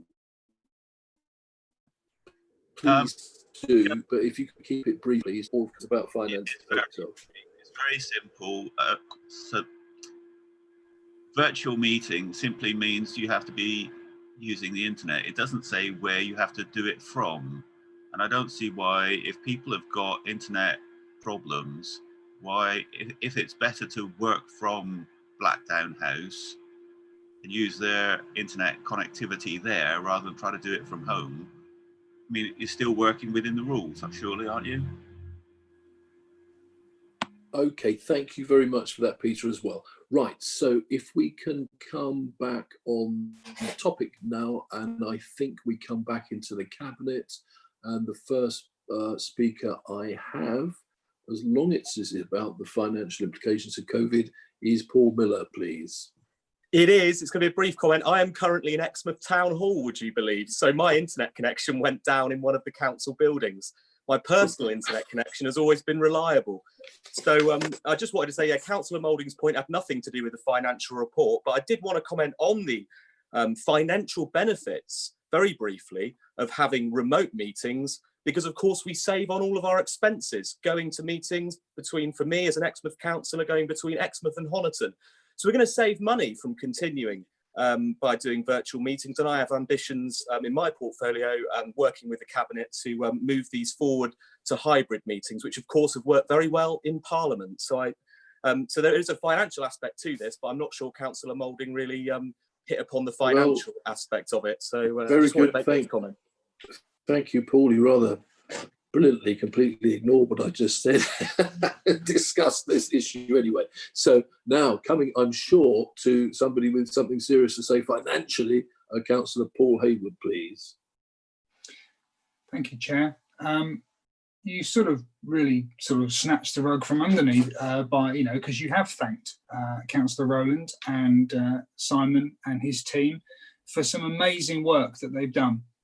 They have, as you say, been joined at the hip, looking at every single permutation, tipping every single sofa upside down to find spare cash behind it. And that's to be applauded. There are going to be tough times ahead. I suppose I'll go back to the beginning. Councillor Moulding at the outset asked you and I, so we were both named to give credit where credit was due. But the problem, of course, with crowing about your political achievements is that 50% of the population think you're lying and will always call you out on it. And that's why, personally, I don't think that political self-aggrandizement has any place in East Devon anymore. I prefer to use the words attributed to Harry Truman, but whether he said it or not, like everything off the internet. But it's amazing what you can accomplish when you don't care who gets the credit for it. That's what we should concentrate on. East Devon District Council is achieving for the people of East Devon. Doesn't matter what colour rosette you wear, East Devon gets the benefit. I'm afraid people need to concentrate more on that. So correcting what Councillor Moulding said earlier, we as a council have received additional business rate revenue. That's to be widely welcomed and applauded, because it means our business community is making headway against all the hurdles that they've got. They are making headway, and we are making some economic recovery in East Devon, which is the primary target for all of us, to devote our attention to make sure that we get out of this situation in a financially stable and positive way. So I thank Councillor Moulding for his statement, and I'm delighted on behalf of East Devon and the people of East Devon that we've had this money, but I won't be congratulating anyone politically for doing it, because we as a council have done it. So yeah, I suppose the one thing that I do have to throw in, Chairman, is yes, Simon has given us a better report than we thought it might be. There's still a £1 million deficit. Let's not kid ourselves. That's a big old number. And I hope by the end of the summer and by September, the actual outturn figure will be better. But what it doesn't do, of course, is reflect the I'm going to contradict myself now about politics, but the economic cataclysm of a no-deal Brexit that is coming in January. And that's when it will separate the men from the boys, the girls from the ladies, as to how we as a council deal with this and how we as a district and as a country contend with that.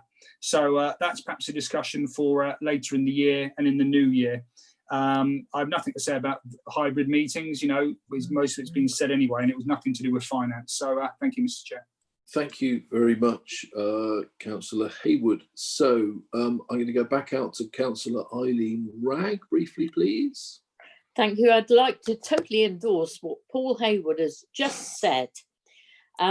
What we've done is picked up the baton throughout the entire existence of East Devon District Council. It's always been accepted within the Liberal Democrat group on the council that the finances were always handled well.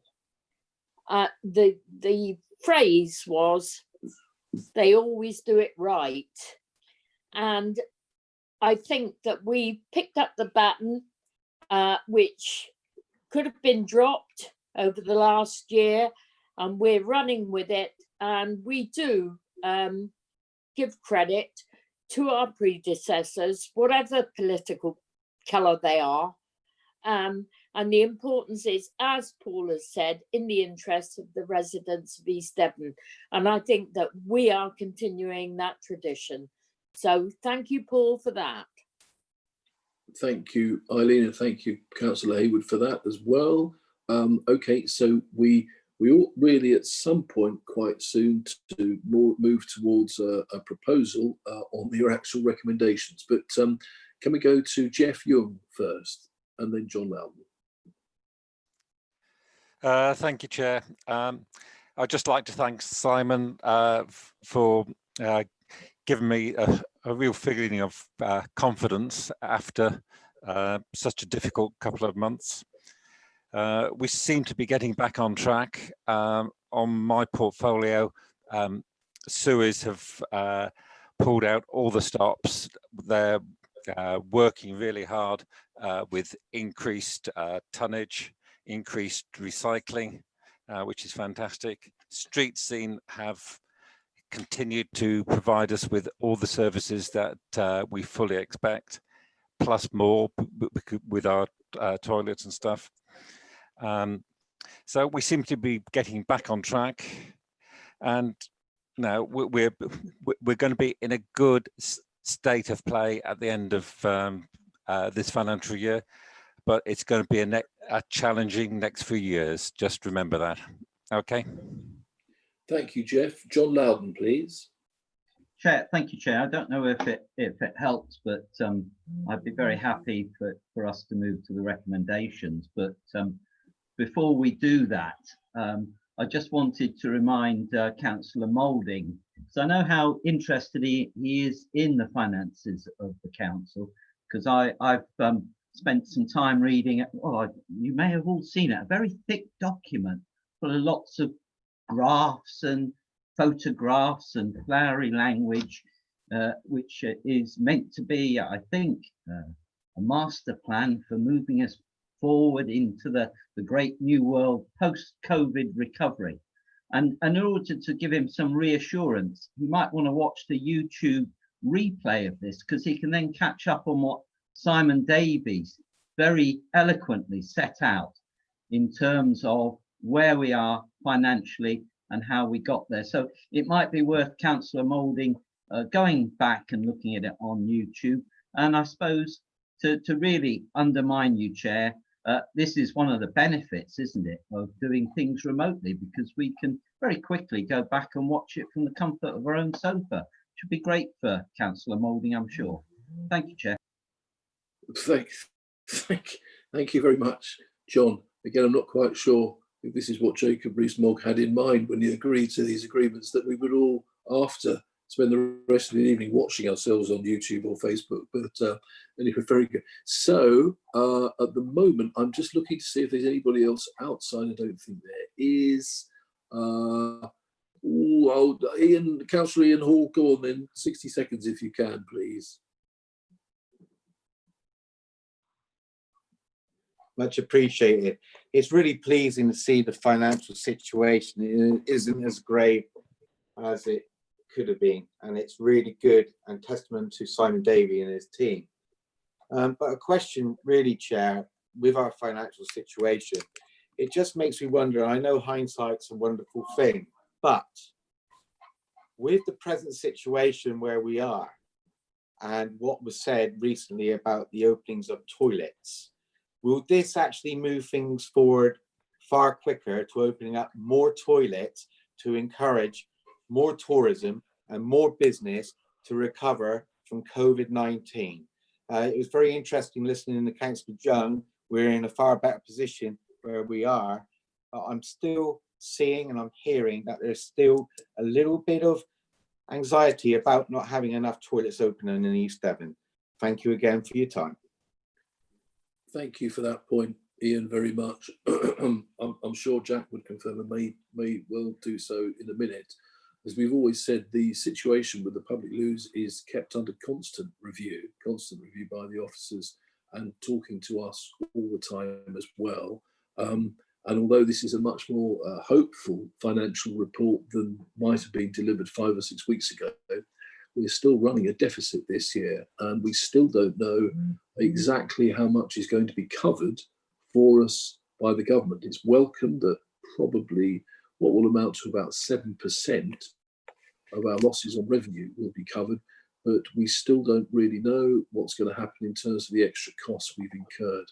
So, but as you say, a very important point, and we're going to keep that under review.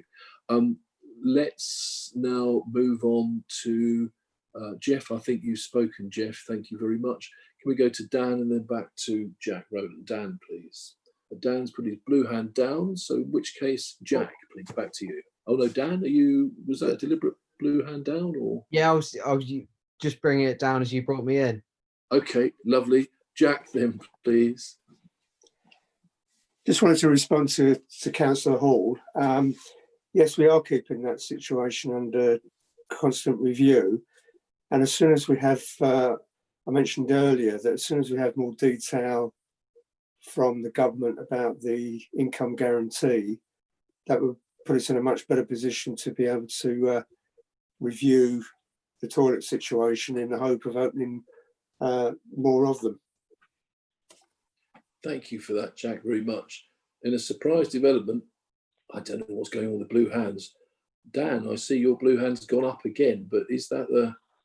I did want to speak. I put it down as you called me to speak. And it's now gone back up again? Yeah, because I want to speak. Well, please do then. Thank you. It was just a quick one to say thank you to Simon for the report. And I just wanted to propose that we note the report and look forward to the further report that comes back. Okay, thank you very much. So we have a proposal, therefore, to note this report. And I'm just looking, sorry, I'm looking for the recommendations at the top there. We have 2 recommendations. One is that members note the updated position on the council's finances. And 2, that a further report be brought to Cabinet in September with recommendations to address the current year budget deficit, reflect on any priority spend changes by the new administration, and consider the financial shortfall in the council's medium-term plan. So we have a proposer there. And do we have a seconder, please, from within Cabinet? Paul Hayward there. Okay, in which case can you, by using the green ticks, can you vote if you are in favour of that, please?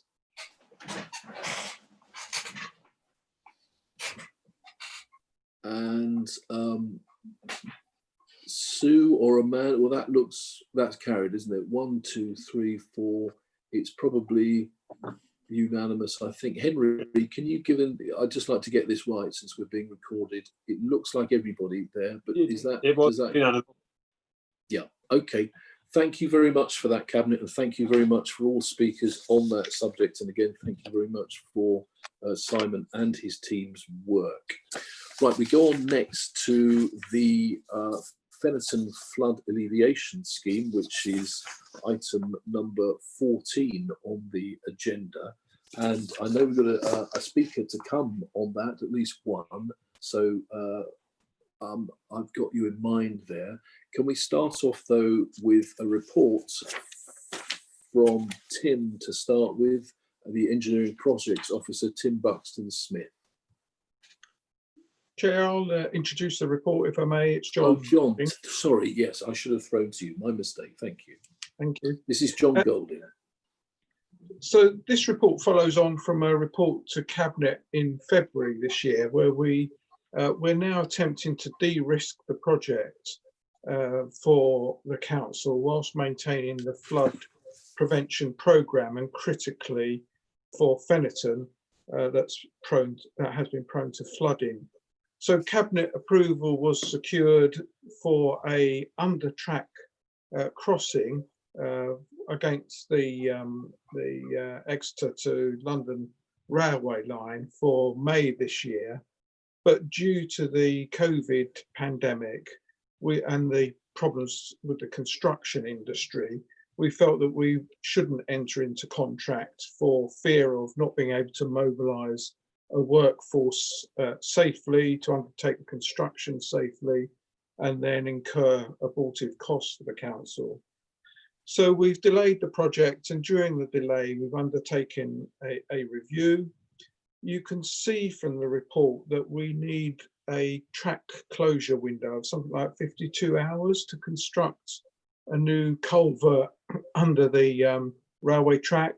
And of course that brings with it, that type of engineering work brings with it significant risk. And again, you'll see in the report some of the costs associated with overrun of engineering work. You'll also see that we've been working very closely with Network Rail to try and de-risk some of the work. So they're the experts in this field. We've asked them to commission the work for us and appoint contractors. And again, you'll see in the report that the work comprises 4 distinct phases. Phase 1 and 2 have been completed.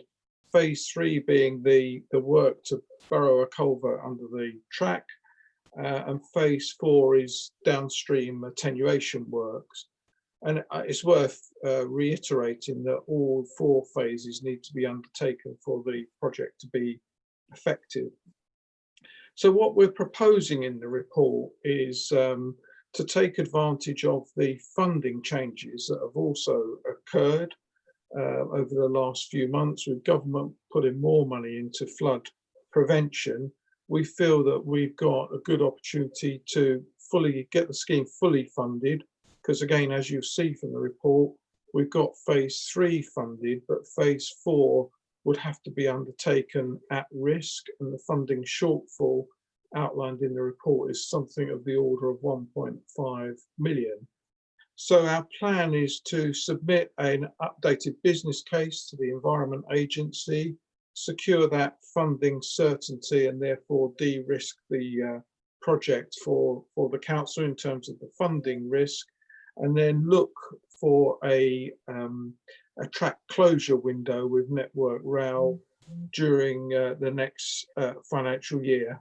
So we think this represents the best position for the council to manage that financial risk whilst ensuring that we continue to proceed with the project and critically protect Fennerton from future flooding. Thank you, Chair. Thank you very much, John.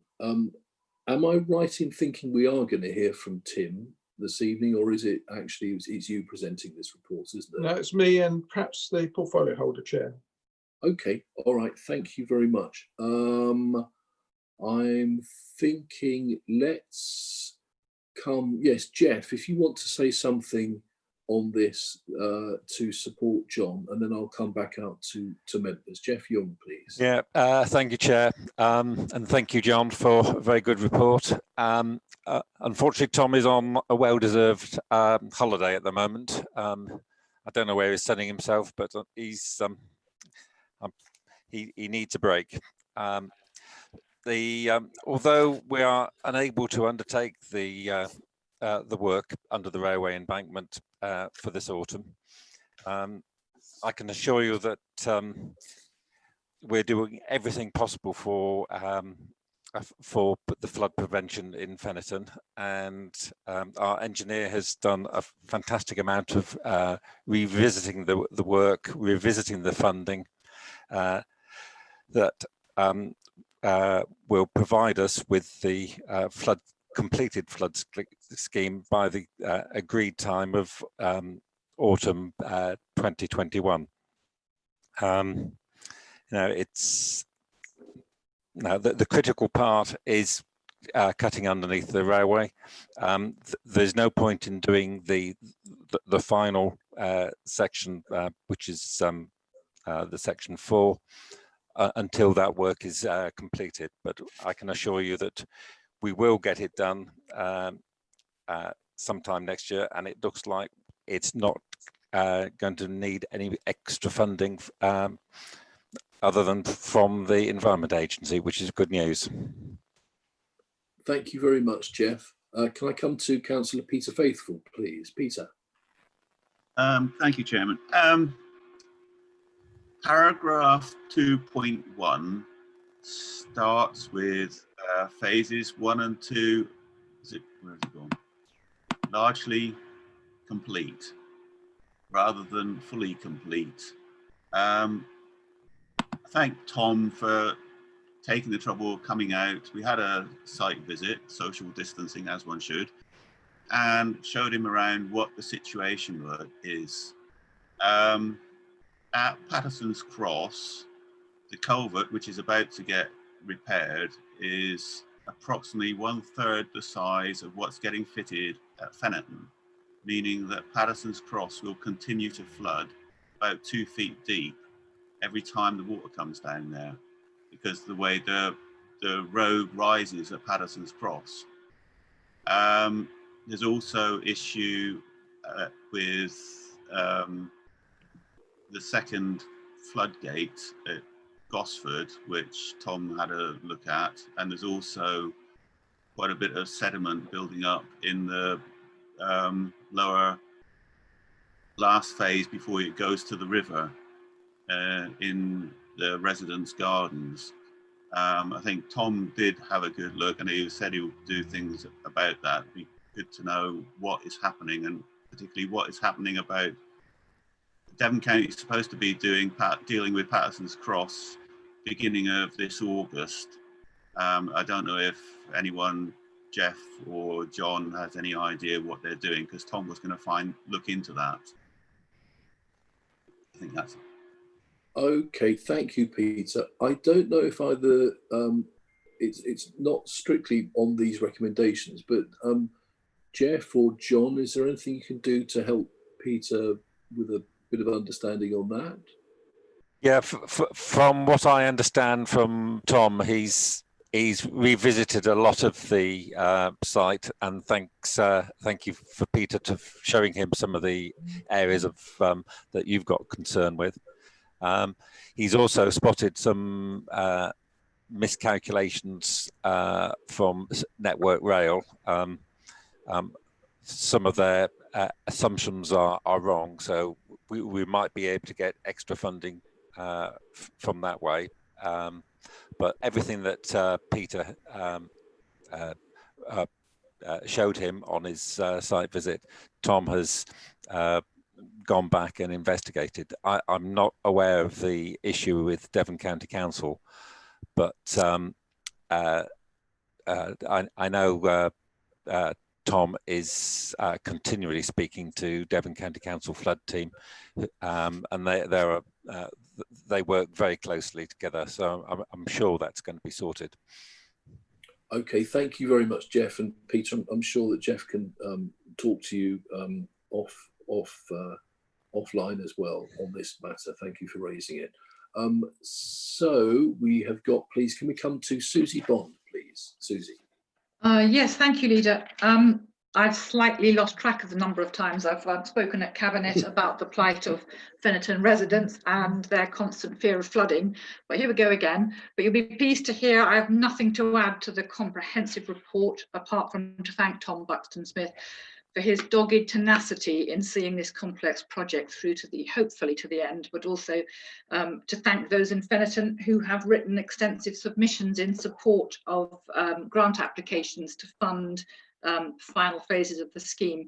I should also thank Councillor Young as well, who's actually been on this with huge enthusiasm. He knows it as well as anybody. Just to add, actually, that Patterson's Cross is designed to flood. That's part and parcel of the flood scheme, so we mustn't be concerned about that. But I urge Cabinet to support the recommendation outlined in this report. Thank you very much. Thank you very much, Susie. And yes, we've been very mindful over the last 2 or 3 months that we've been aware of your efforts for years on this and absolutely want to support it as a Cabinet, and have been discussing this a great deal. So coming back into Cabinet now, I think, yes, please, Jess Bailey, please. Thank you very much. I just wanted to ask if John could just briefly speak about recommendation 4 and what will be the process for seeing, I think that relates to an attenuation pond, and would that come back to Cabinet? With your permission, Chair, there is an opportunity that's set out in the report for undertaking an attenuation pond that would assist with the project, but there are a number of risks, and again there's a whole set of risks identified in the report, so it's something else that we're exploring, and if the opportunity is there to undertake that work, as it says in the recommendation, at no extra cost to the project, we think that will be helpful in terms of this interim period for Fennerton, because it will attenuate the water and perhaps mitigate any flood risk over the next year before the entire project is finished.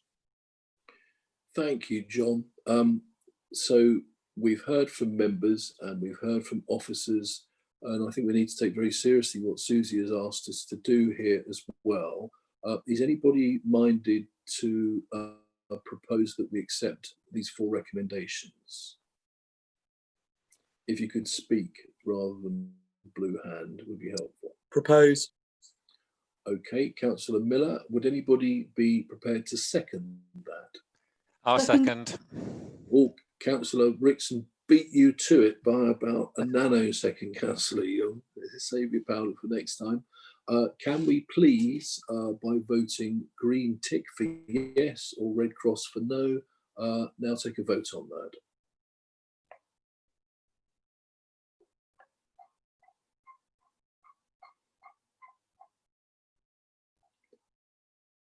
Okay, I think the votes are in. Henry, can I just ask you to verify that? Yes, that's clearly carried. I counted unanimous decision. Okay, thank you very much indeed for that. And if we can now go to agenda item 15, pavement licenses, Business and Planning Act 2020. Henry was going to give us a big update on this, but well, he is still. We might have some slightly different news. Yes, thank you, Leader. I don't think this is going to be particularly easy, given circumstances that occurred during the day.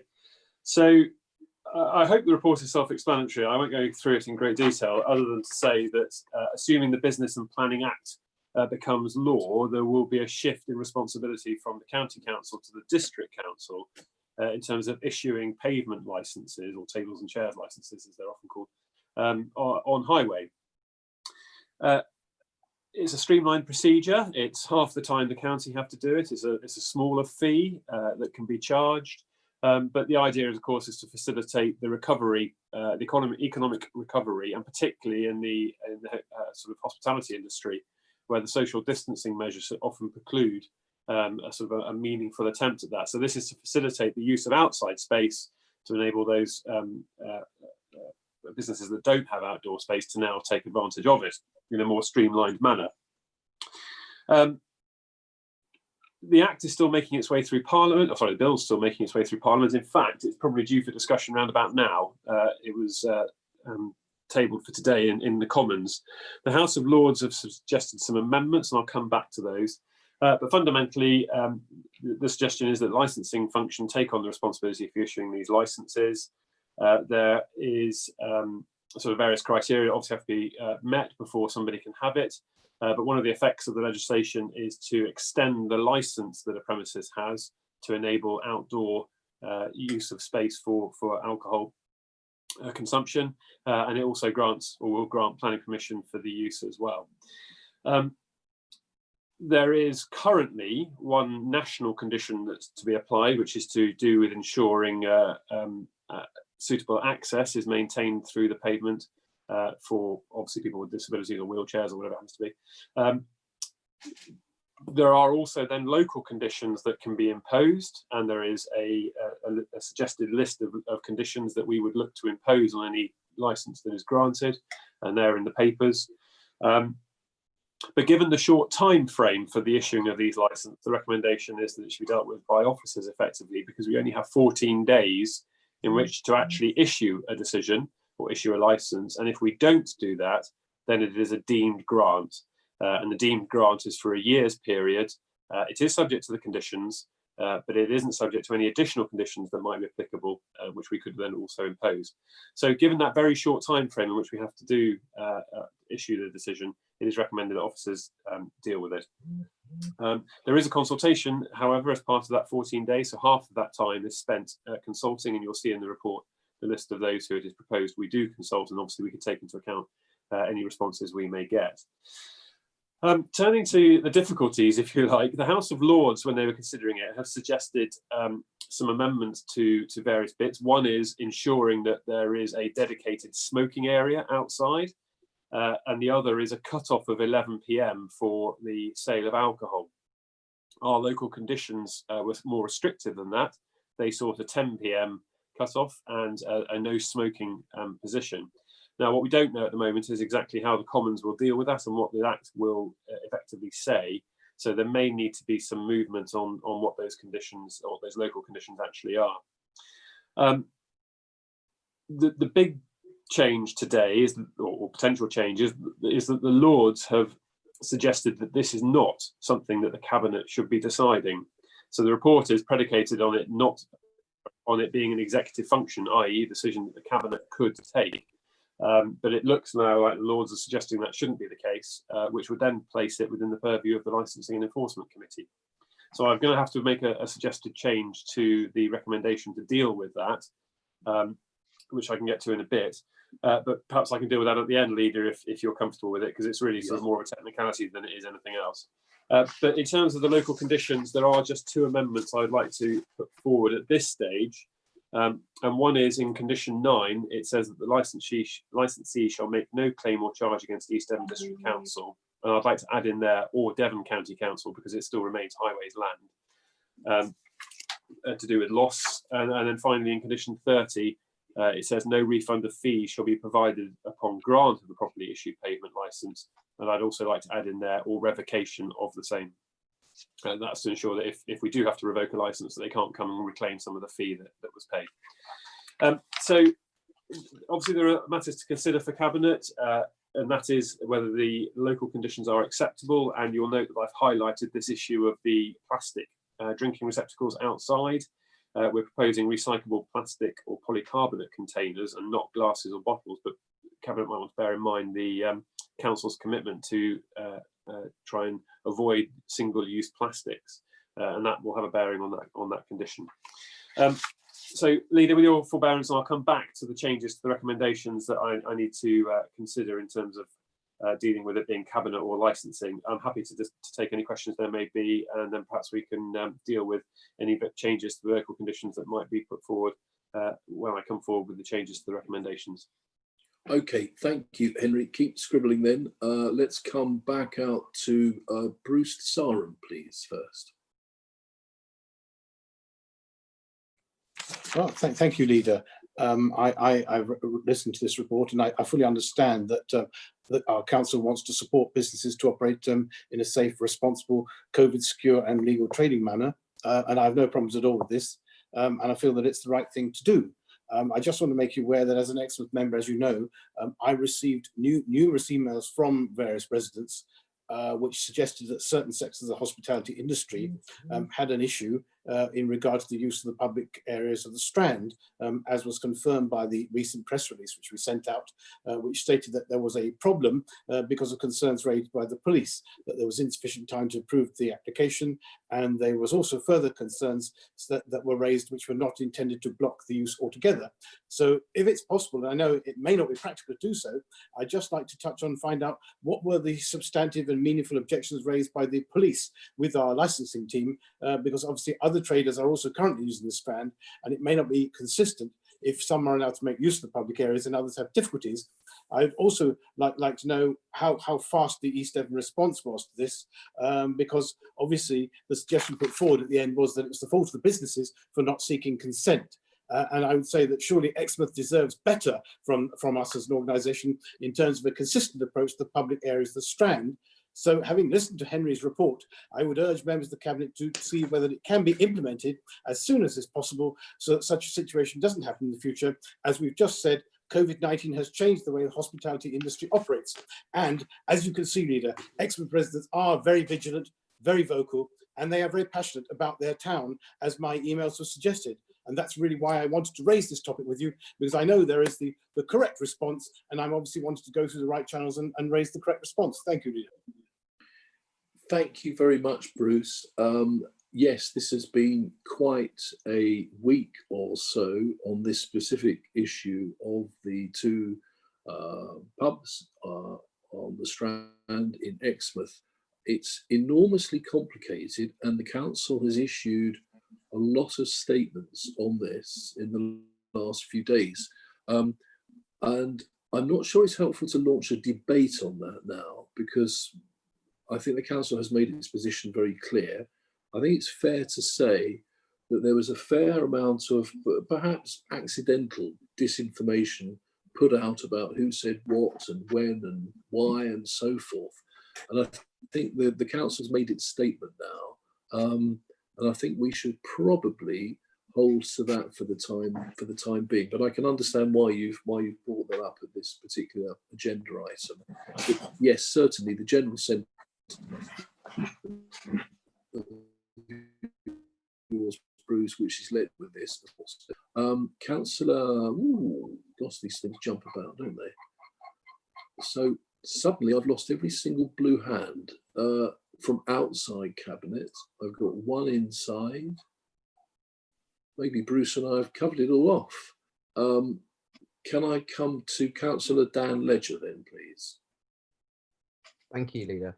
It's just a quick question for Henry, really.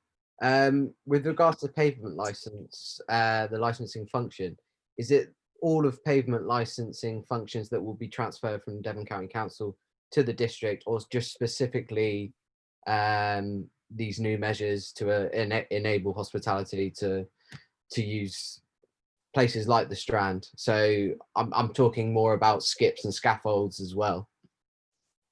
No, it is purely tables and chairs licenses. So the ability to use it in connection with a sort of hospitality business that's coming over. I mean, it is time bound currently, which is till September 2021. When it's expected currently that they will revert back to the county council, but one can foresee that might not come to pass. But yeah, so this is a time limited initiative to help businesses recover. The hospitality businesses recover. Thank you. Thank you for that, Henry. Coming back out, the blue hands have reappeared, thank heavens. Councillor Joe Whibley, please. Hi there. This obviously has been a very interesting week with regards to the issues that have occurred. I think it is important, and I don't know how much of the eventual act that gets passed will include this. I think it's really, really important that there are levels of transparency built into this, whereby every part of the procedure can be visible by all sides. So in that, I do include the police. So where they have concerns, those concerns can be quickly and easily shared and mitigated against. So we don't find ourselves in a position like this again, because obviously it's not ideal. We look to support all businesses that we can for whatever reason. It's not worked out this time, and I think that we need to have this transparency in place so that everybody can be aware of where they are in the process, but also very, very clear guidelines as to what needs to happen when, how it needs to happen, what you can and can't do at every point in a process, so that, as I say, this situation doesn't occur again. However, I would also, like it on record that I realise it's not necessarily something that people want to be talking about at this point, but I'd like to put it on record that I commend the officers for their work over the last week or so. It's not been easy for them, just like it hasn't been easy for some of us, and it hasn't been easy for the landlords. But I really would, as far as I can see, they've all followed procedures and processes in a way that they should. And yeah, I'd like to commend them. Thank you, Mr. Chair. Thank you, Joe. I think that needed saying. And I'm not going to bring an officer at this stage because it's not really relevant to this particular agenda item. But as I said, there are plenty of comms that have come out from us in the last week or so. And if you haven't seen them, I'll ask the officers to make sure that those have all gone back out to you. It's been a complex picture where not every side has understood the other. And it hasn't been helped necessarily by a few people pouring petrol on the fire, perhaps with their own political motives as well. Councillor Eileen Wragg, please. Thank you, Leader. Can you hear me? Sorry. Yep. Yes. Loud and clear. Okay. Just to reassure Councillor Dasaram, the police didn't actually object. They had concerns. Now, this happened over a weekend, and those concerns weren't able to be shared between the relevant agencies, including District Council, and then there was the intervention from the local MP, and certainly a lot of social media about it, which stirred things up. But I'd like to totally endorse Joe Whipley.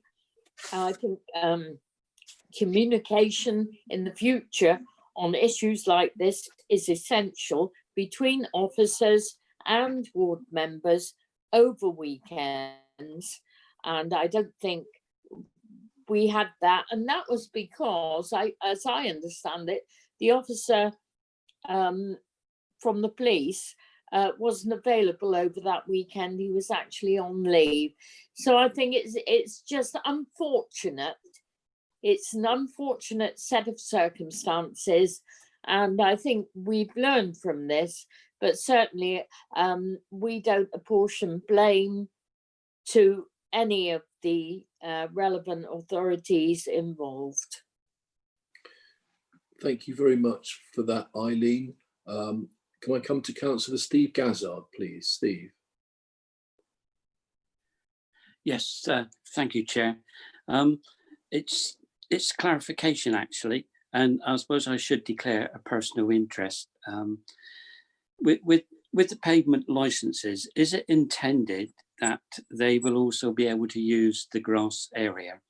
And the reason why I ask that is that I have an event booked in the diary for the 5th September, awaiting clearance from Street Scene to raise funds for my late daughter, Sarah. And if, i.e. the businesses are going to use the green grass areas, that will cut down the amount of stalls that I and maybe other people that are hoping to have events in the Strand as things move forward. So I suppose it's really a question to Henry. Does it also include the green grassed areas as well, please? Yeah, Henry, can you help us with that, please? Yes, and I think I ought to reiterate what you were saying. If I'm fully aware of what happened in Exmouth, but this is about a new regime that we are now becoming responsible for. What happened last week is in relation to a different set of circumstances. Like, this is a specific regime that is coming in that we're having to administer, and it relates specifically to highway, as in adopted highway. It's not roads and it's not where cars go, but it is effectively dedicated highway outside of that. Now, I don't know off the top of my head the areas of the Strand that are and aren't highway, but this regime and the licensing under the pavement licenses can only relate to the highway. And part of our job imminently is to sort of absolutely map out what areas of the Strand are highway that fall within the pavement licensing regime, and those which aren't and which will fall under the sort of the occupier licensing side, which is the next report. So they are different, and I appreciate the subtleties around the Strand in particular about this. But yes, this is specifically for dedicated highway. Thank you very much, Henry. And so, any listening officers, if you can just please make a note of Steve's concern there. Are we going to have double bookings and so forth? I'm sure we can sort that out. But thank you, Steve, for forewarning on that. Looking at blue hands, I think we come back into the cabinet now, please. Again, bear in mind, please, cabinet, we have a series of recommendations. We have a couple of alterations within the body of the report as well, and then we have a finessing from Henry, probably. But before we come back to you, Henry, let's go as quickly as we can, please, through cabinet speakers. So can I start with Councillor Jeff?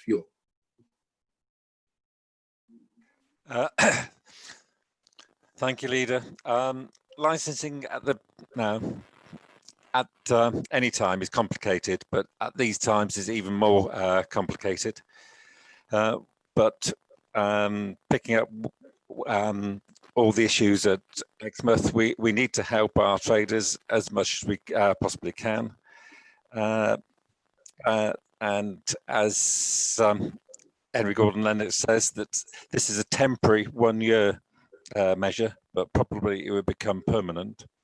There are some concerns that we might not have got it right, and it's going to be quite a rush to get this out, but let's get it out, review it at the end of the summer, and possibly tweak it for next summer, so we can make sure that people will benefit from it. Thank you.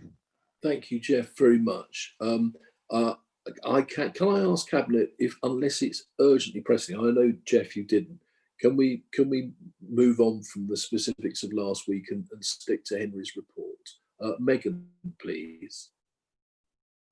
You read my mind, Chair. I thought I did there, Megan, yes. You can have about 30 seconds, if you like, on Exmouth Strand. Before Henry spoke, I was just going to clarify that actually what most people have been speaking about so far is to do with the next agenda item, sitting out licences on council-owned land. And I just want to check that with Henry, but I think he's already said that, haven't you, Henry? Brilliant. Yeah, thank you. Thank you, Okay, Megan. We'll save that for next time then. Jack Rowland, please. Thanks. It was a question for Henry, really. Henry, if I heard you correctly, you said that the Lords have come back and asked for an amendment to have designated outside smoking areas. I just wondered, in practice, what's your impression of how that would actually work? I can't quite get my head around that in terms of where they'd actually be located. Well, not being in the hospitality industry myself, I'm not sure I've got the answer, but there is a requirement around. I mean, you've effectively got to have a degree of separation between the eating side and then potentially the smoking and your alcohol and your pork scratching side. In reality, I don't know, and it's not.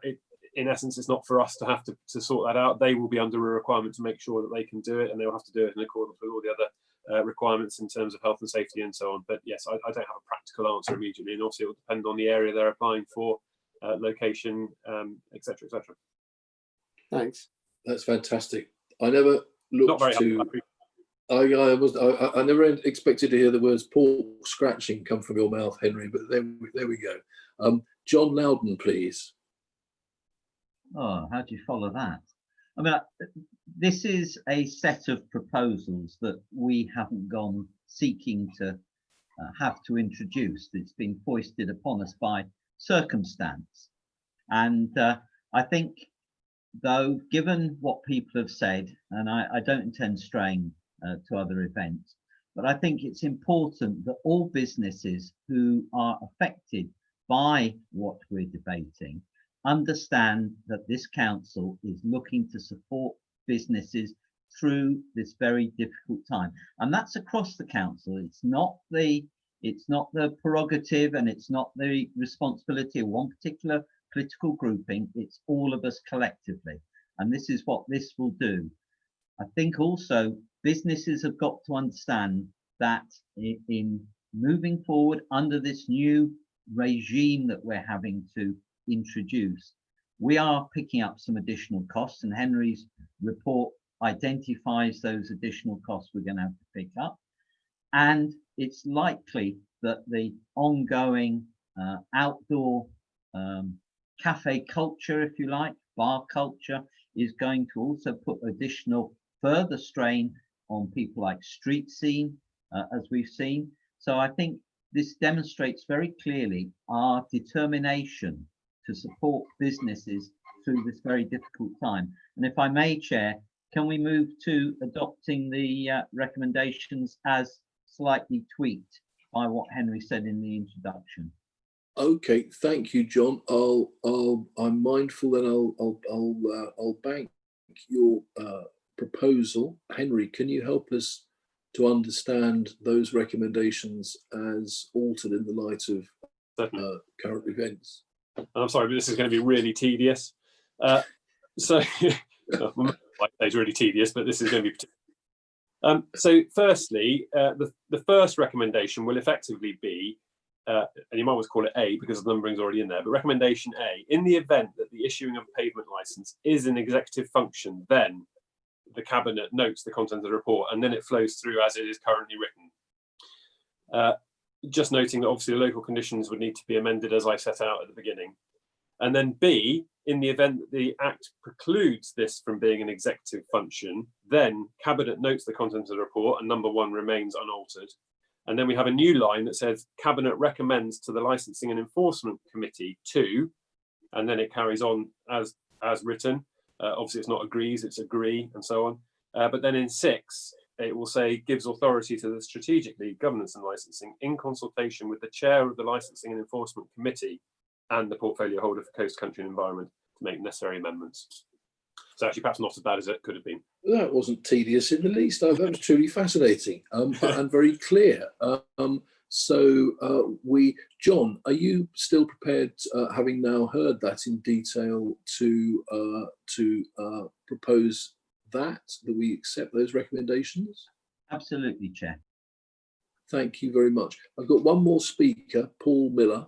Yeah, just to say, having listened to those excellent words, I'm very happy to second that. I was very interested to hear Henry's wording, and I thought that was perfect. So I propose, second, for us to go to a vote now. Okay, thank you very much indeed, Paul, for seconding that. Can I ask Cabinet then, by the means of the green tick to agree or the red cross to disagree, to vote now?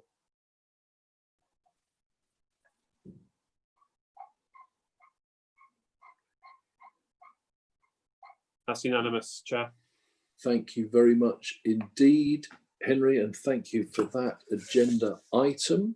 We now move on to agenda item 15, Pavement Licences, Business and Planning Act 2020.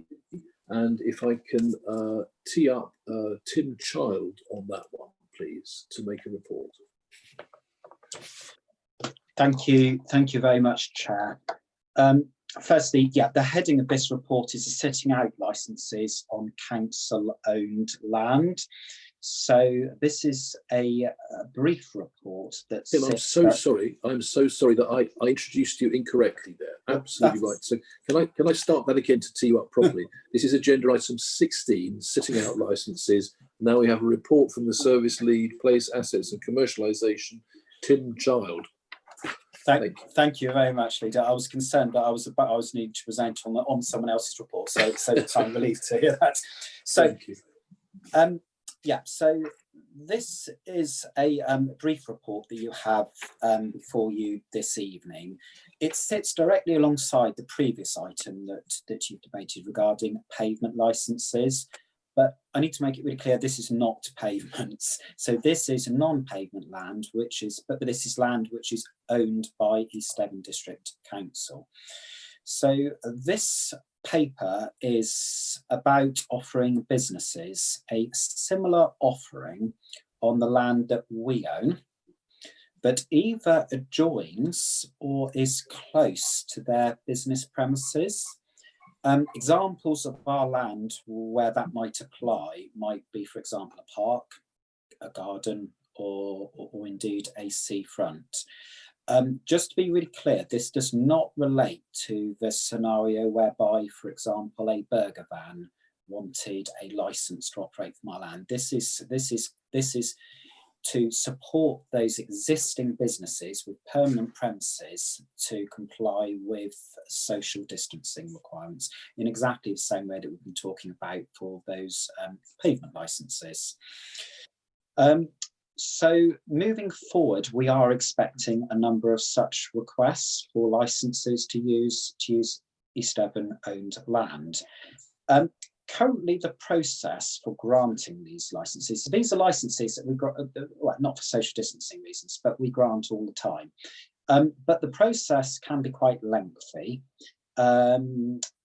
It consumes a lot of officer time, but also there's often a discussion, a negotiation around a license fee, along with a bespoke legal agreement being needed.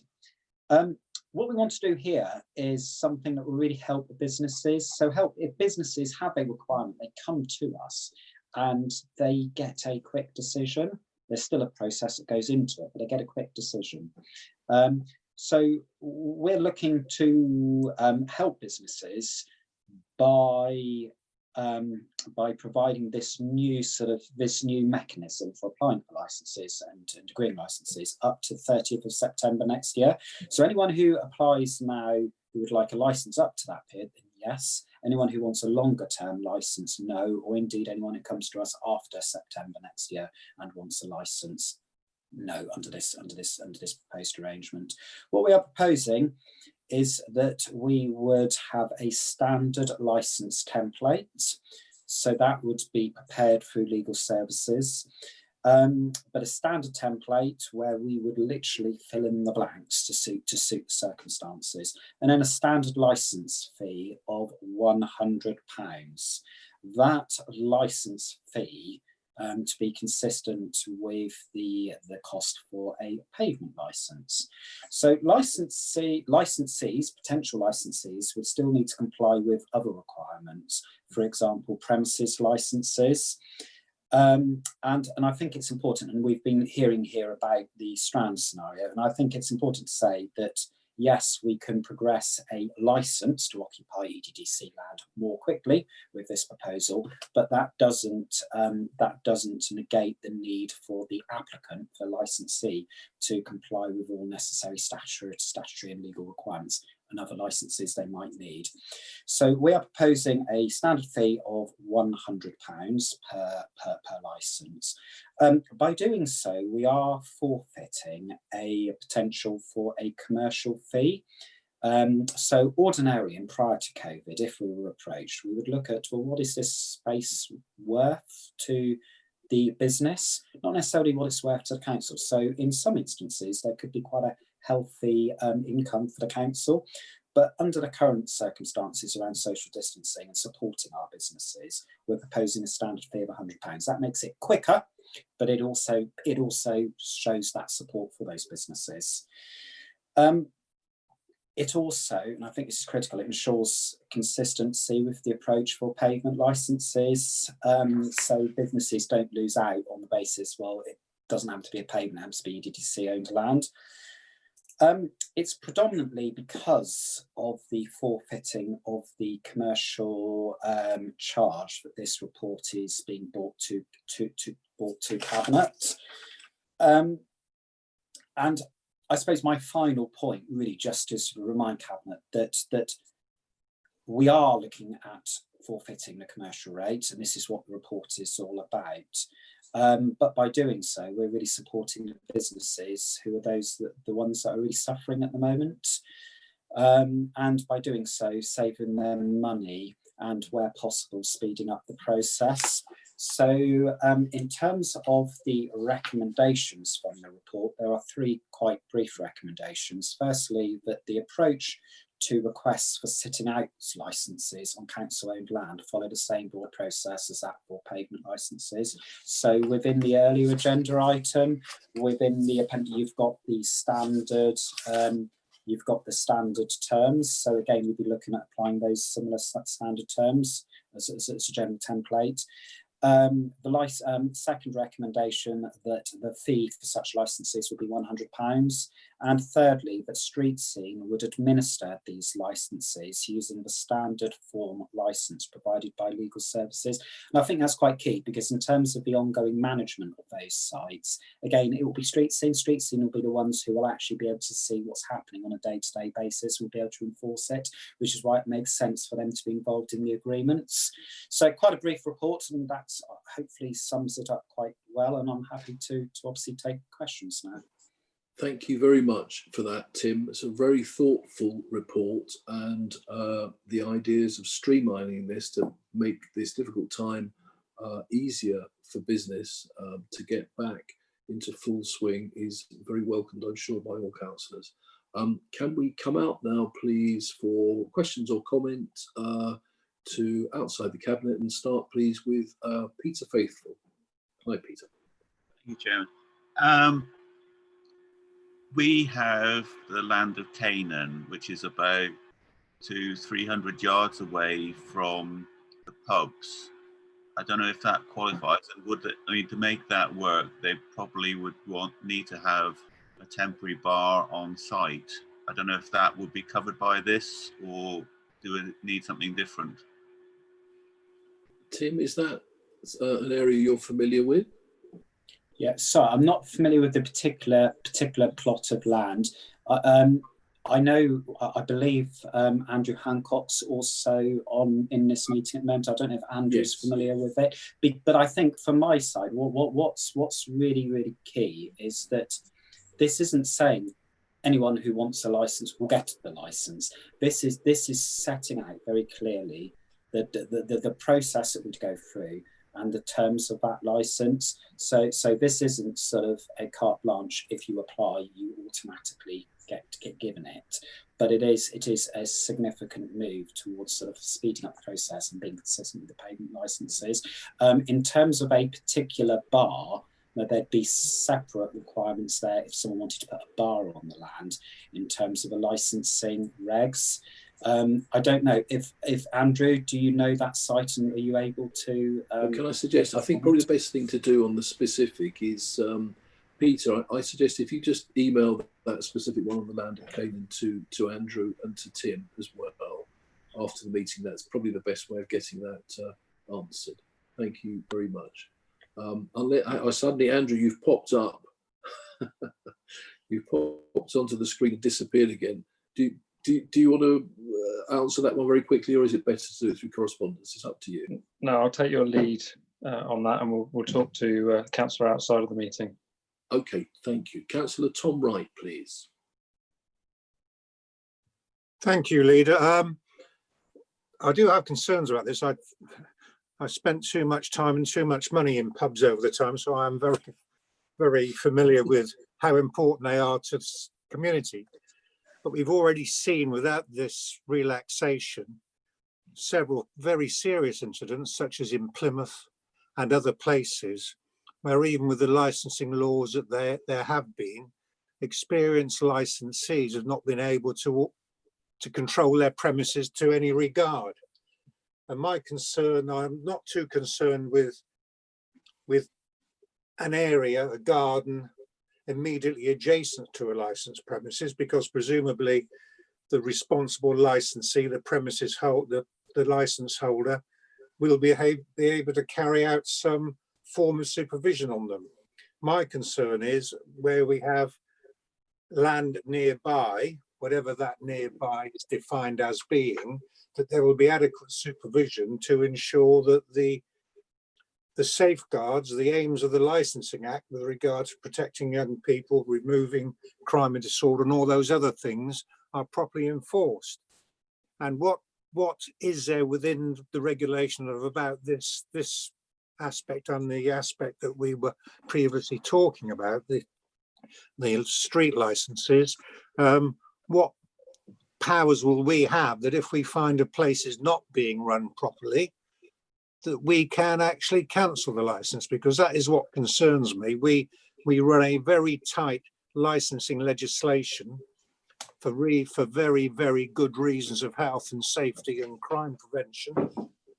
And I'm concerned that relaxing it too much will actually remove all those safeguards, and we could end up with some of the scenes we've seen in other parts of the country where the areas just become a sea of disorderly, often violent conduct. So although I totally endorse the need to encourage premises and to encourage our hospitality trade to continue, that should not be carte blanche to encourage totally uncontrolled drinking in our public places.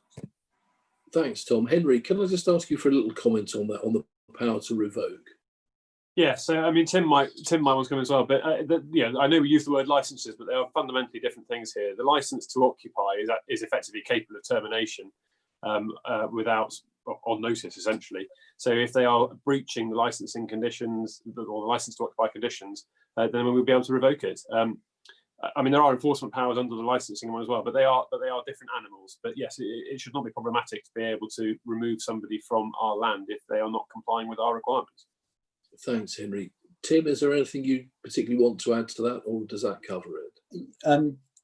Yes, please. Can I just add? So I think Henry's answered one part of that very well. The second part of it is concerns about a use that's sort of physically separate from the main business.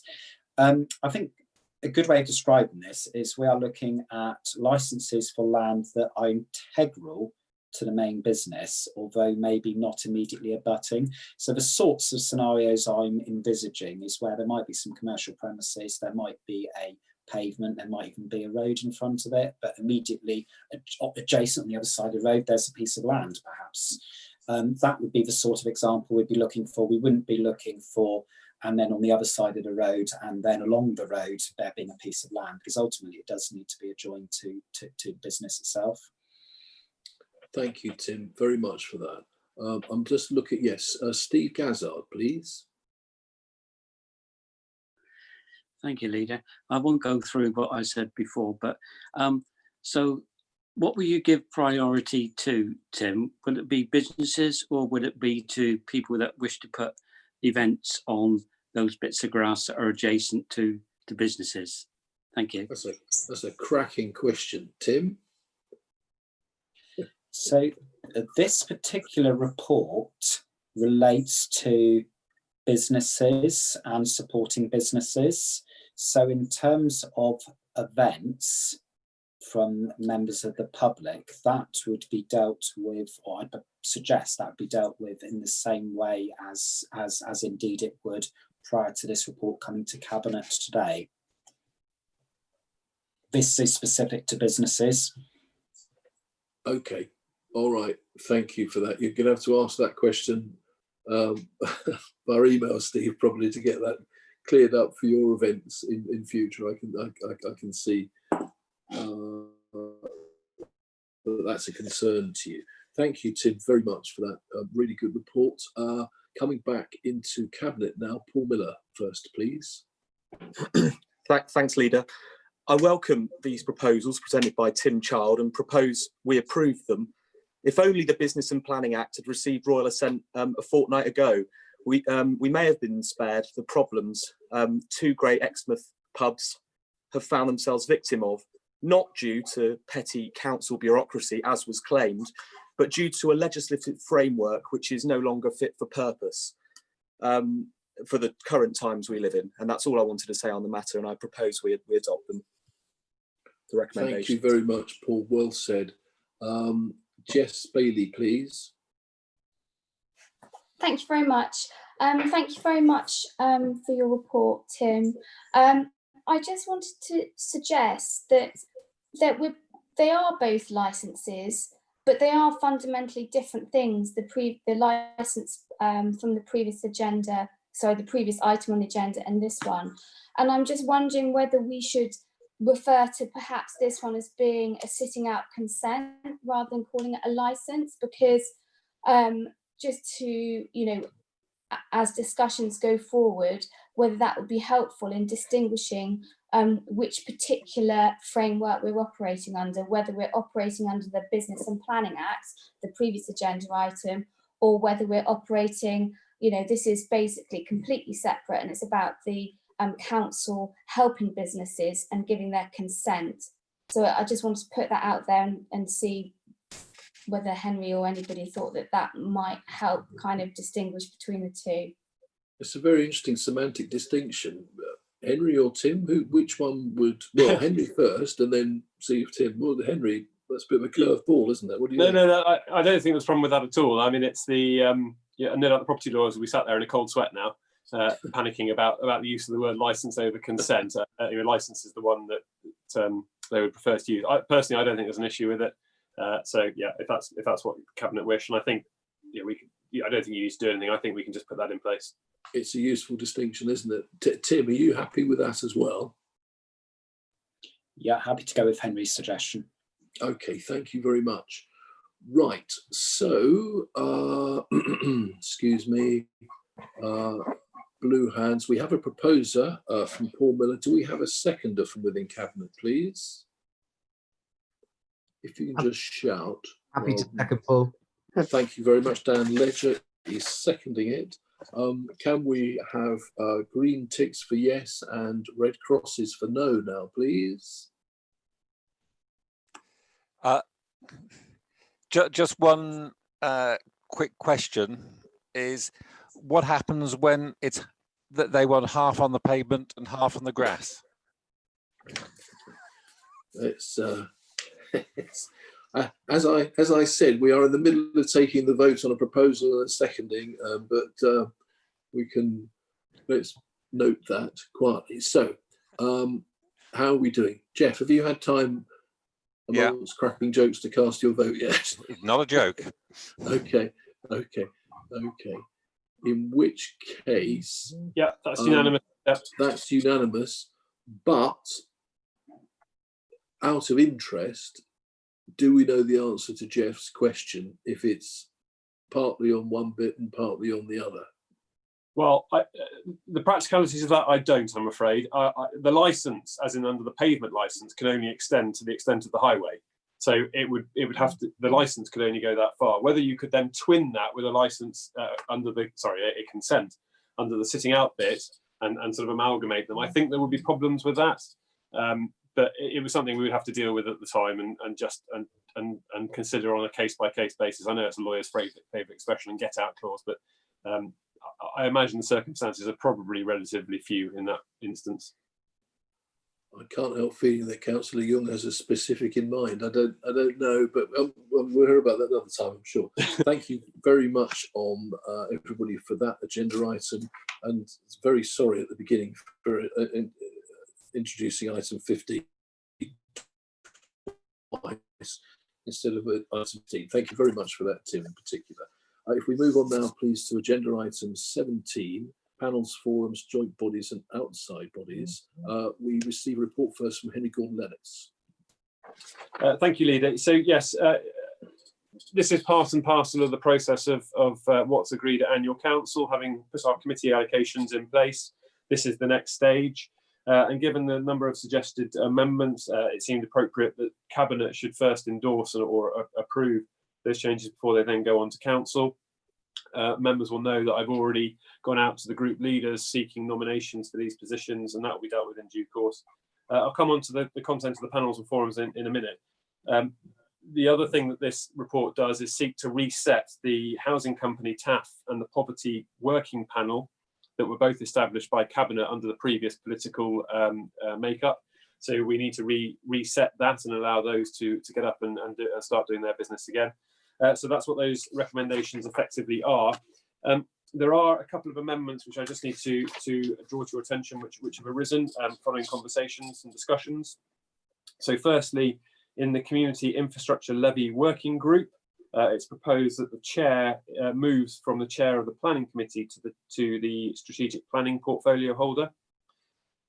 It's proposed that the Finance Panel has its name changed because of a fear of confusion over the finance team. So that will now be called the Budget Setting and Capital Allocations Panel. The next one is in the East Devon Traveller Forum. It's proposed that the Vice Chair of Planning Committee is not an automatic member, but rather that becomes an elected position. So we will need to seek a nomination for one councillor there. In the Exmouth Queen's Drive Delivery Group, it's proposed to remove the Sustainable Homes and Communities portfolio holder from the Cabinet membership there, and to increase the ward member representation in Littleham and Town, because they're the most directly affected, from 1 to 2. So that will have the effect of reducing the Cabinet membership from 5 to 4 and increasing the ward membership from 5 to 7. And I think the only other one then is the South East Devon Habitats Regulation Executive Committee.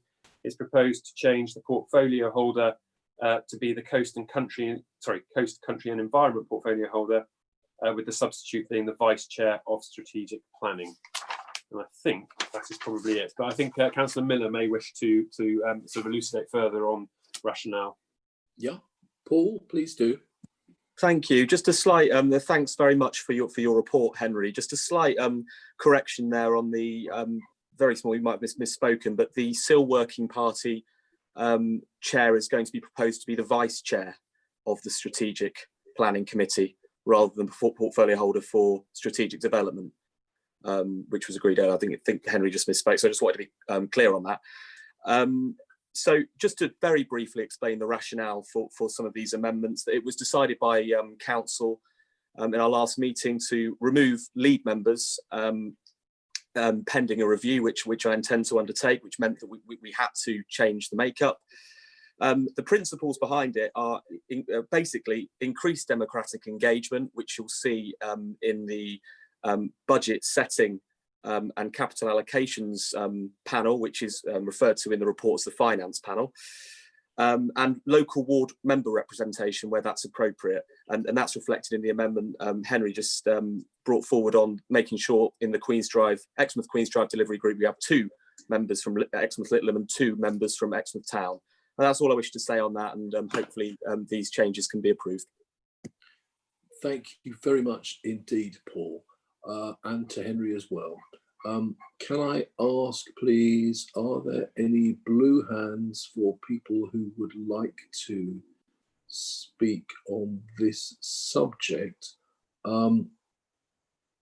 Yeah, I can see 2. I can see 2 at the moment.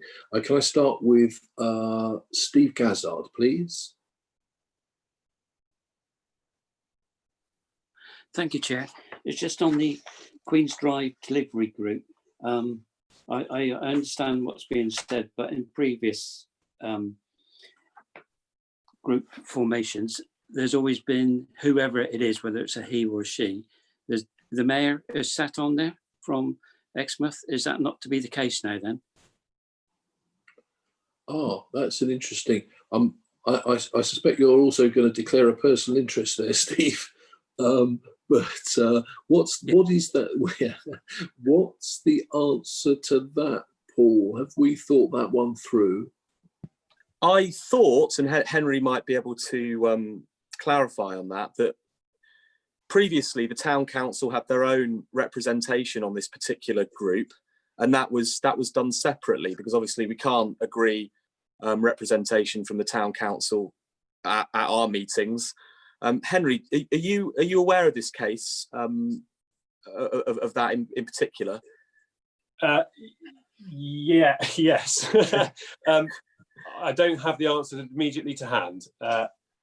Whilst if you want to carry on debating, I can see if I can find the answer. Okay, we'll do that. Yeah. Okay, Steve, thank you for that question, and we'll see if we can find an answer. So, Councillor Ragg, please. Yeah, thank you. Previously, it was the Exmouth Regeneration Board, and the nomination for the town council was made by the town council. So I think that's a sort of follow on from that. It comes from the town council, not the district. Thank Or you at very least much. it did previously. Thank you for that, Eileen. That's very helpful indeed. I don't know, Sue or Amanda, whoever's there, can you see any other blue hands from non-cabinet members? I can't. Not at the moment, Chair, no. I saw Mike Howe a minute ago. Mike, have you put it up and down, or? Yeah, I suppose You it's don't one of have those to. where you're not sure whether you should speak or not. But I suppose in my usual belief, if you don't mind, Chair, I will speak, but hopefully no one takes this out of context. I am slightly perplexed about the moving of the chair of the Community Infrastructure Levy from the chair of planning to the chair of strategic planning. My belief, after many years of doing it and everything else, is it is more fitting to the planning chair, purely because it is not a strategic role. It is a technical planning role of the function of the council. We should be using SIL in a way to allow further developments to happen. They are all set in policy, so they need no further management. But of course, the planning team, including obviously mainly the chair of the planning, God, I'm one of those days, I'm going to have a pint later, I'll be fine. The planning committee, as it now stands, is the one that deals with most of the aggravation and annoyance of local residents that sparks your mind and keeps you keen to know where SIL should be spent if it's available. I just don't feel it's a strategic role. It is more a functional planning role to mitigate the harm and to free up developments as they are set by others in the committee structure. It's just my personal belief, and you know, it's one of those things, it's open to interpretation, but you know, it just fits very well with the role of the planning chair. That's all, but your choice. Thank you, Mike, for that very much. And obviously that's noted. Paul, do you want to respond to that at all, or not at this stage? I can see that Henry is probably researching something else at the moment. So, but what I will say is that have Councillor Ledger suggested it might be better in the strategic development portfolio, and actually the suggestion is that the vice chair going forward this evening is the vice chair of strategic planning committee. But that doesn't cover Councillor Howe's point. I spoke with Councillor Ragg earlier and she agreed with the fact that it probably should be in strategic development. But I'd be interested to hear Henry's advice on that, and perhaps we will act on that advice. He said he had no major issues, but he may have an opinion on whether, on balance, it should sit on with planning rather than strategic planning, and perhaps we should go with that if he has that advice, because I'm personally not passionate either way, really. Thanks. Can I ask, perhaps if I can slightly cheekily, Cabinet, if you'll indulge me, can I throw back out of Cabinet again and ask for our Eileen as Chair of Planning? Do you can you help us with a view on this, with your experience? Well, I hope so. I consider planning, East Devon District Council planning is very local to East Devon District. Strategic planning is just what it says, it's strategic. And having been well aware of the Devon plan for many years, and the Devon structure plan, that is, and the link in with what's needed on in regard to transportation, highways, and all the rest that goes with it. I think it's really more a strategic role, and I believe that we should keep planning local, and let those who are dealing with the strategic affairs decide on the SIL and what contributions should go towards things like new roads and so forth. So that's my thing on it. Very simple, different to Mike has perhaps, but I don't think that we should have control of it, not locally. It should go to that other body. Thank you, Eileen, for that very much.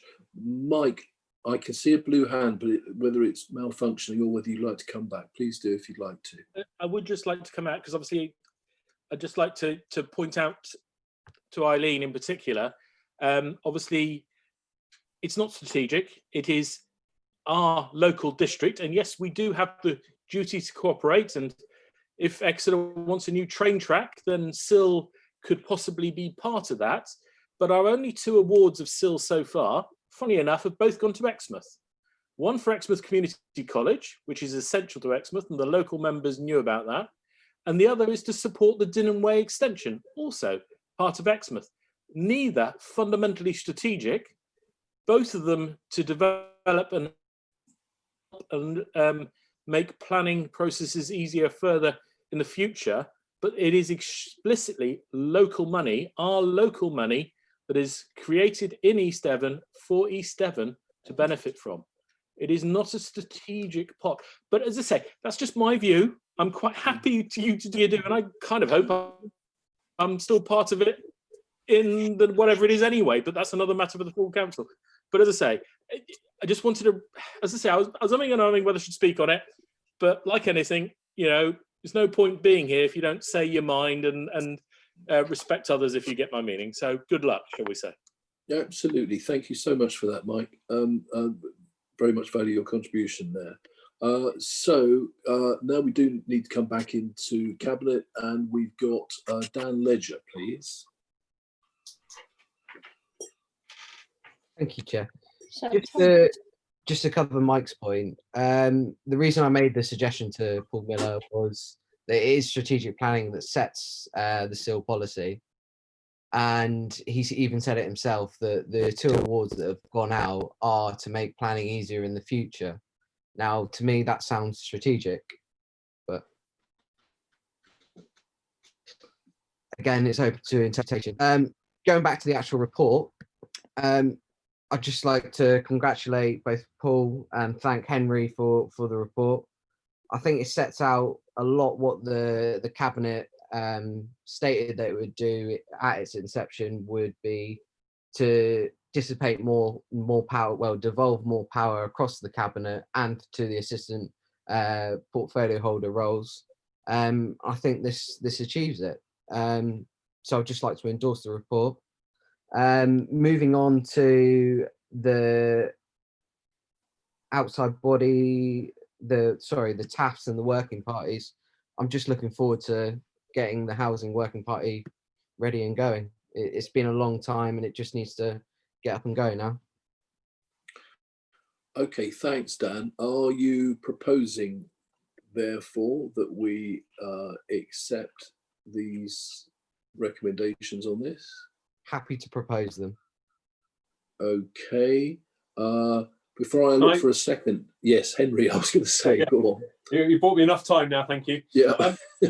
So on the SIL working party, I mean, frankly, I don't think a huge amount turns on it. You know, it is a group of councillors that will effectively determine what needs to be determined under its terms of reference. So I wouldn't be too caught up on whether it's I can have it here. The chair is strategic planning or whether the chair is planning committee. Yeah, I think it is argued. Sorry, Henry. Jeff, you're broadcasting at the moment. Jeff Young. Thank you, Henry. Over to you. Yes. So I don't think a huge amount turns on that particularly. I think it is arguable both ways. I think, bear in mind, SIL is about delivering infrastructure within East Devon.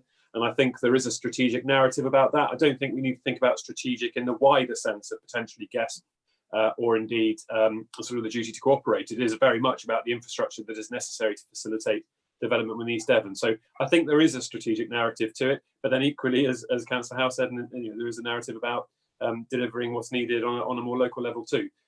Fundamentally, though, I don't think it matters for the purposes of what that committee needs to do, and it's perfectly acceptable to have either. And I think there's a logic to being strategic planning if that's what you wish. On the issue of the Queen's Drive delivery group, yes. So the reason I was checking is because, of course, it was sort of refocused back in September-ish last year, and I just wanted to check what the makeup of that was. But this is effectively repurposing the East Devon contingent of that group, and your Councillor is absolutely right. There is a wider number of members to that, and Councillor Gazzard. So there is the Mayor and one further councillor from Exmouth, which at this stage would still remain to be appointed by Exmouth Town Council. Thank you for that clarification, Henry. You've got a proposal for the two recommendations there. Do we have to second it?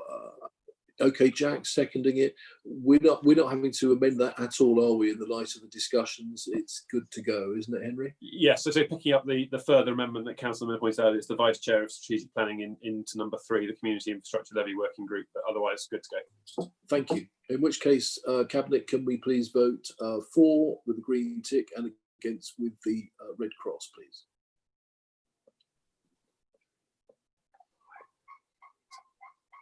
Yep, that's unanimous again, Leader. Okay, thank you very much, everybody. And I'd like to particularly thank Paul and Sarah Jackson, who've been absolutely sweating these very complicated issues. And I think I'm pretty confident they've got it right. But again, let's not forget, we will keep all of this under review, and let's hope it works. I'm sure it will, but we're mindful of what everybody else wants to say about this as we go along. And thank you again, particularly to Henry, for working so closely with them. So we now go on to agenda item 18, the Otterton Neighbourhood Plan referendum. Now, I will first invite non-members to speak on this one. Do we need to hear from an officer first on this? I think Ed, are you wanting to bring this one forward quickly, or what are we doing there? I can do, Chairman. Just to quickly say that it's the first of two sort of procedural reports on neighbourhood planning issues. The Otterton Neighbourhood Plan has been through examination now and has been found sound, subject to some relatively minor changes to the wording of the plan, which are detailed in the report. Those amendments form what's called the referendum version of the plan, and we are recommending that now moves forward to a referendum to be held at some point in the future. Obviously, because of COVID-19 restrictions, I don't believe that's likely to be before May next year. But the recommendation is that members endorse the examiner's recommendations, agree the referendum version of the plan, and also that we congratulate the Neighbourhood Plan Steering Group on all of their hard work. Thank you, Chairman. Thank you very much, Ed. Would any members who are not in Cabinet like to speak on that? I can't see anybody. Please shout if you do. Okay, we'll come back within Cabinet. No, Mike Howe, please. Just got your hand up in time. Mike, please. Thank you very much. It's not directly about this neighbourhood plan or even the next one you got on your agenda. It's a general point that I need to ask our planning, well, Ed in particular, I suppose, and everyone else. Because obviously, as GESP in particular is on our agenda for strategic planning on Thursday, and GESP, if it's adopted, takes precedence over our local plan and neighbourhood plans. And of course, we need to rework up our local plan as well in the future. I'm just wondering what we're saying to these neighbourhood plans that are now still being progressed, because their life could be very short. And it's just a point I think we need to be very mindful with, is that our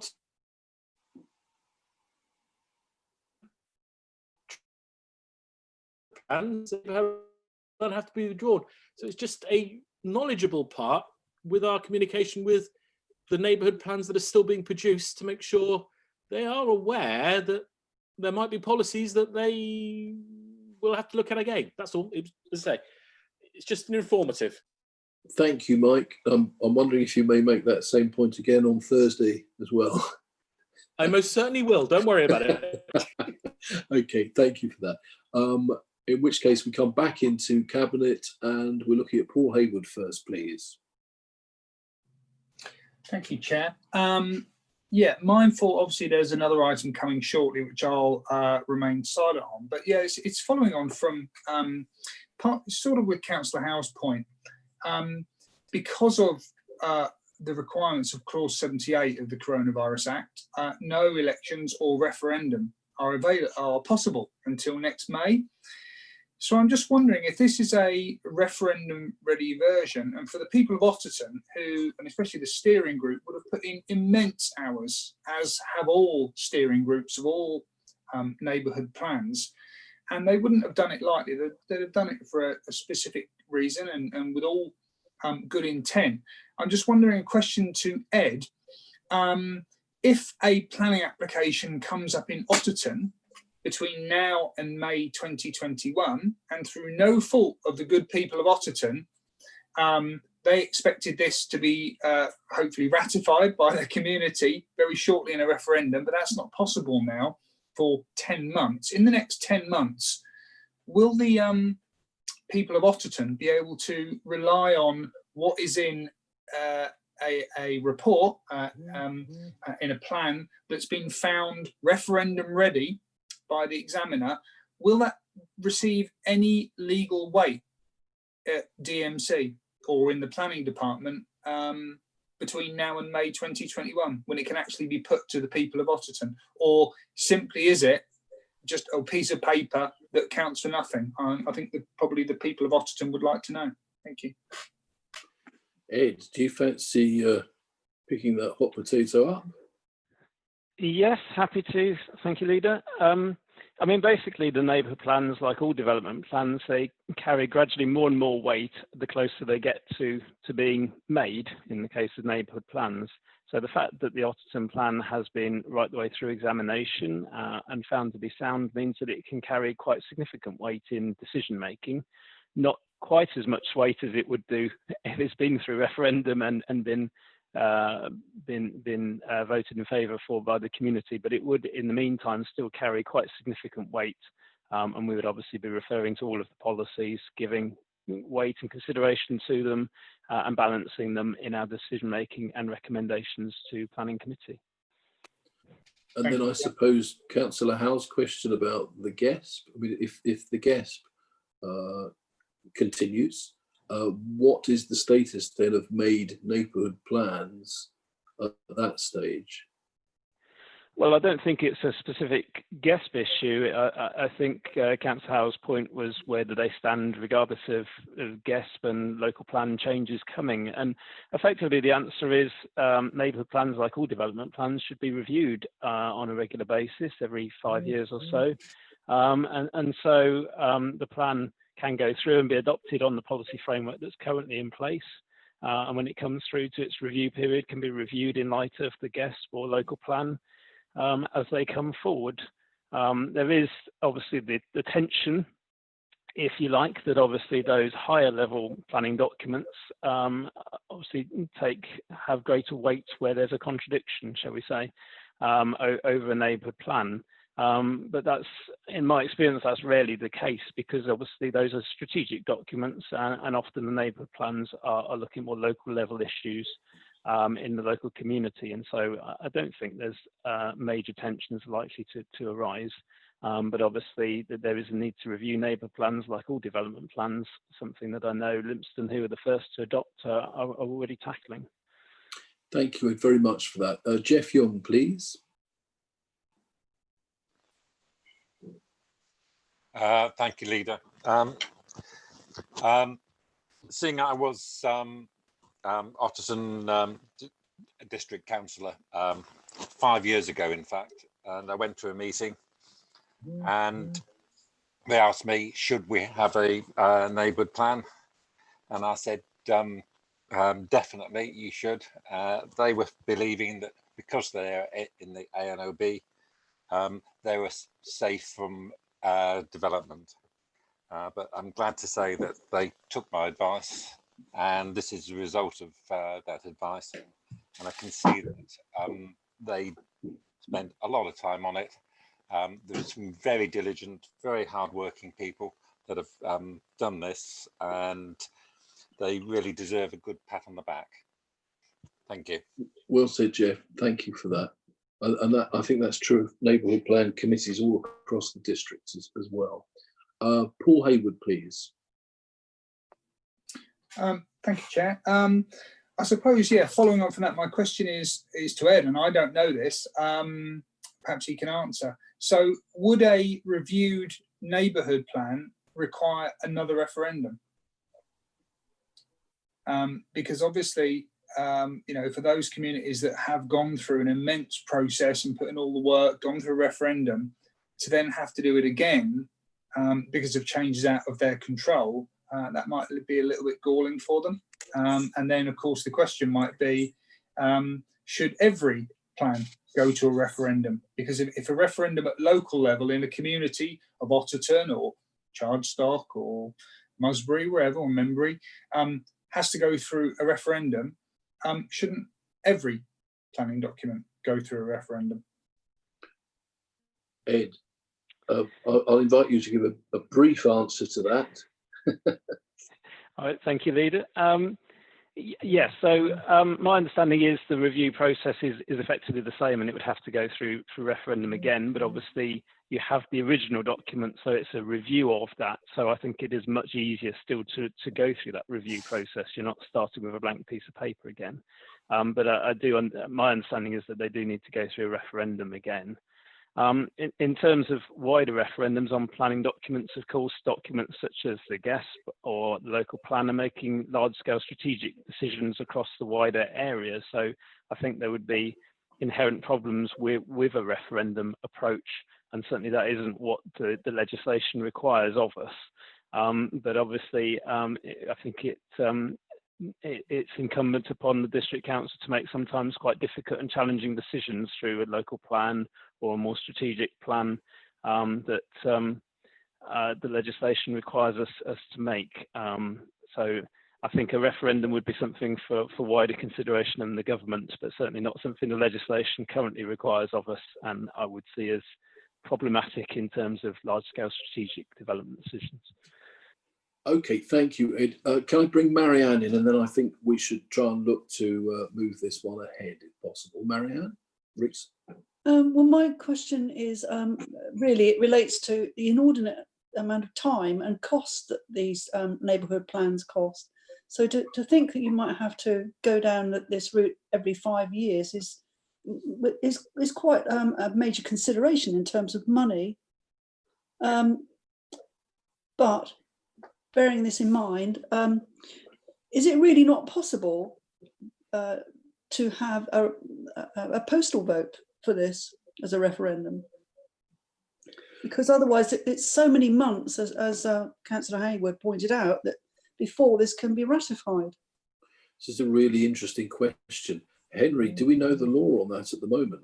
I don't think there's anything in place for a purely postal vote of any kind on anything, is there? I was just checking whether the returning officer is present. I think he is. So he may wish to answer, but it doesn't matter whether it's postal or physical ballot. You know, it is a referendum, and therefore it's restricted till May 2021. That's my understanding. Okay. So the answer, if you want, is no. There is no provision for an all postal ballot. But what I would say, just to reinforce what Ed has said, is it would be a very, very brave inspector who didn't give a lot of weight to a neighbourhood plan just because the referendum had been delayed because of COVID, essentially. Thank you, Mark, very much for that. So looking within Cabinet, I don't think we have anybody else to speak. Is anybody minded to propose that we accept these recommendations?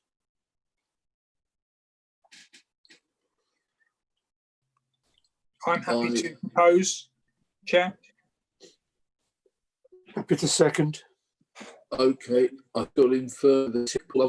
I've got Paul as a seconder.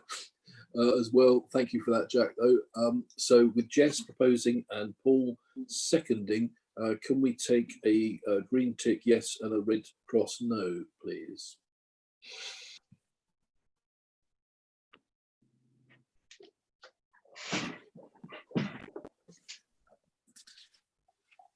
And that's there, I think. Okay, thank you very much. That is carried as well. Let's move on to agenda item 19, the Newton, Poppleford and Hertford neighbouring plan. Neighbourhood plan, sorry. Again, I don't know, do we need an introduction on this from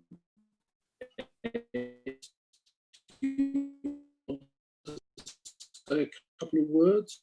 I think there's your answer. You can't. Yeah, I think it's self-evident, isn't it, really? So the recommendations it's in the report, are, Leader. Yeah. So, Ed, do you fancy saying anything, or are you happy with it as it is? No, I'm happy, Leader. It's all in the report. Thank you. Okay, I think so as well. Do we have any members from outside Cabinet who'd like to make any comments? The answer to that is, I think, no.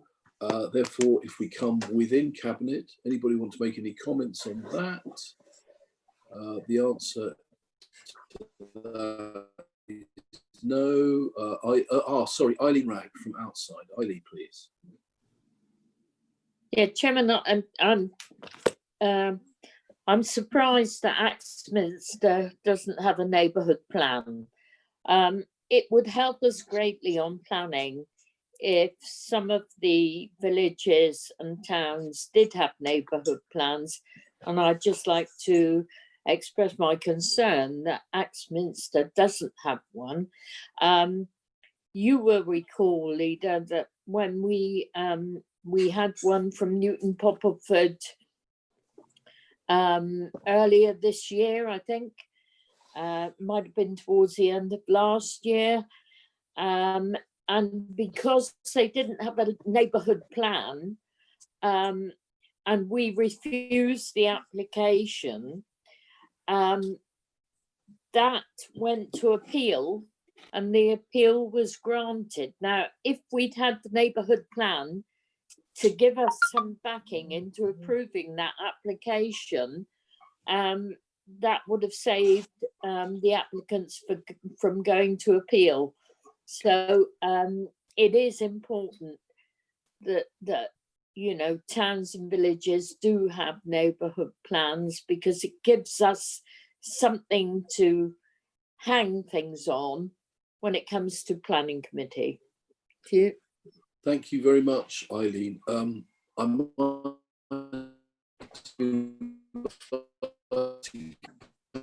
Councillor Moulding to comment on that. I know we can look at that another day. I do remember Councillor Bond making a very similar statement to you, Eileen, at the strategic planning meeting 10 months ago, something like that. So, and it is very valuable. Jack Rowland, please. Thanks, Leader. Just to respond to Councillor Ragg's last point, I'd like to point out that Seaton hasn't got a neighbourhood plan, and Seaton Town Council actually made a conscious decision not to have one because we couldn't cost justify the expense or the fact that it could subsequently be overruled anyway. Okay, thanks for that, Jack. Right, so do we have anybody who would like to propose that we accept these three recommendations? The members endorse the examiner's recommendations on the Austin Neighbourhood Plan, that we agree a referendum version of the plan incorporating the examiner's modifications should proceed to referendum and decision notice is effectively published, and thirdly, that members congratulate the Neighbourhood Plan Steering Group on their hard work. Leader, that was the previous. That was. The my God! Sorry, I've just read that. I've read out the Otterford one again. I think as we enter the fourth hour, my my diet is starting to really affect me. It's nearly 2 days now. Right, the recommendation one is that members note the formal submission of the Newton, Poppleford and Hertford Neighbourhood Plan and congratulate the producers of the plan on the dedicated hard work and commitment in producing the document. And second, that this council make the proposed representation set out at paragraph 5.2 in this report in response to the consultation. Can I have a proposer for that, please? Happy to propose, Chair. Yeah, proposing. Seconder, please. Councillor Bailey's got her. Thank you, Jess. Can we vote in favour, green tick, and against red cross, please? Mr. Chair, and through you to Stu, can I have an abstention noted, please, for me? Thank you very much. As we know, Councillor Haywood declared an interest in this at the beginning of the meeting. 4, 5, 6, So that's an abstention, and I believe everybody else has voted for. Right, thank you very much indeed. I now nervously go on to what I believe is agenda item 21. Anybody scream at me if we're still on something else. We're on 15D or something. 20. We're on 20. We're on 20. These bits of paper. Ah, yes, of course we do. The exemption from standing orders, future place and garden communities programme. I wondered why Andy Wood's face has suddenly flashed up on my screen. So we have a report on this from Service Lead, Growth, Development and Prosperity, Andy Wood. Thank you, Chairman. Very briefly, members are aware that it's a procedural requirement for exemptions from contract standing orders to be reported to Cabinet. The one in front of you actually dates back to late April, and this is the first time the opportunity has arisen to report it through. The essence of the exemption is to enable the appointment of a consultancy team to do the work specified in the paper. I'm conscious, though, that circumstances have moved on since April. Over the interim period. Just wanted to assure members that no work has been formally commissioned, and that's particularly because clarity is needed on the planning pathway by which strategic development sites will come forward in the future, and that is obviously dependent upon events later this week in particular. So the recommendation in front of you is to note the use of the exemption from contract standing orders. Thank you. Okay, thank you very much, Andy. Do we have anybody from outside of Cabinet, any members who would like to speak on that? We do not. Do we have any members of Cabinet who would like to speak on that?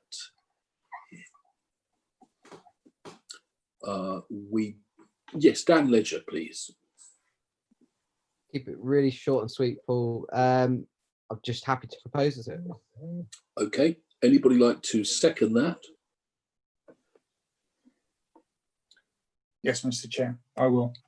Thank you, Councillor Haywood seconding it. Can we ask then for a vote to be taken? Green cross, yes. Red, oh God. Green tick, yes. Red cross, no.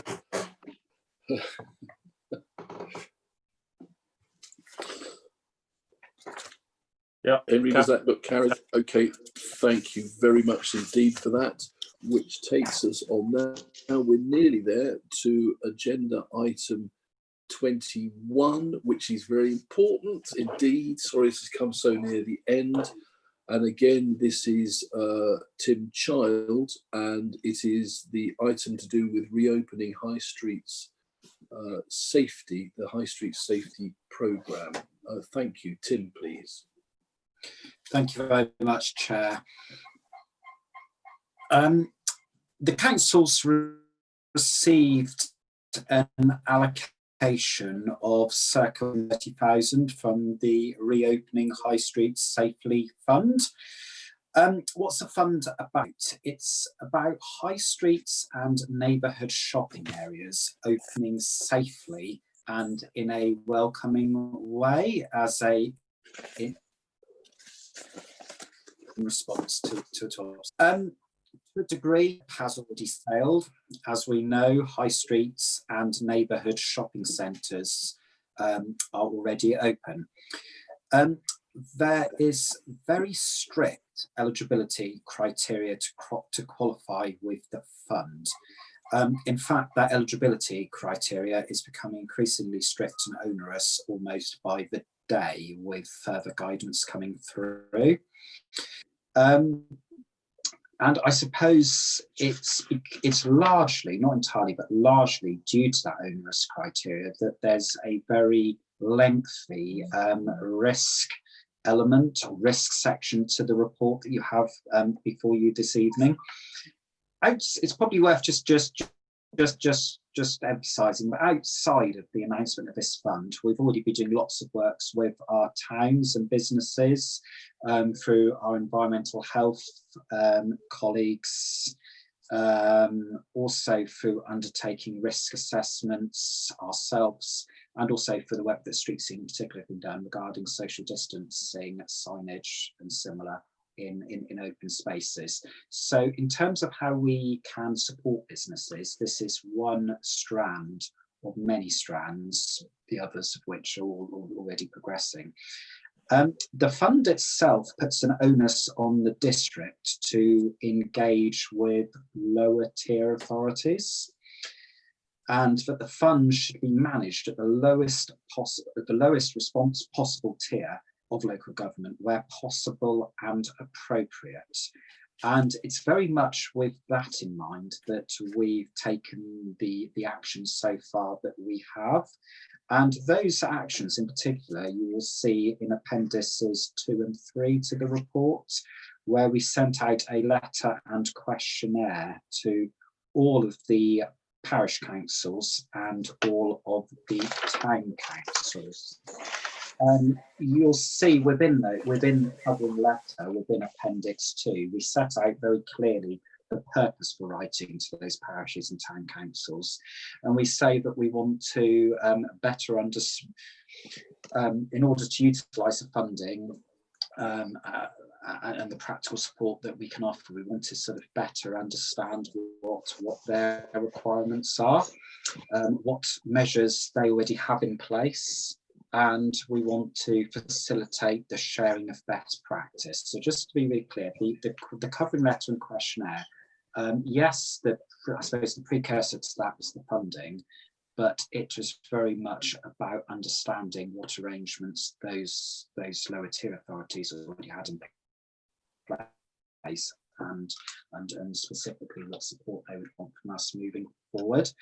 And you'll see within section 2 of the report, we've summarised the responses that we've received. In essence, what the responses tell us, along with our own risk assessments and action plans that we've been doing alongside, is that there is one village and a number of towns, in fact the majority of towns, who've come back to us and want to work with the council, and would benefit in doing so. But there are some towns, we've got 2 in particular, and that's summarised in section 2, being Honiton, Ottery, St Mary, that haven't come back to us at this stage, and the deadline's well past. So this has, I suppose, left us to consider how best to utilise the funding allocation. And before I get onto the options, I suppose, and the recommendations, I think it's worth outlining some of the key challenges that we have, and where we are perhaps different to perhaps those authorities to whom this type of funding is best suited to.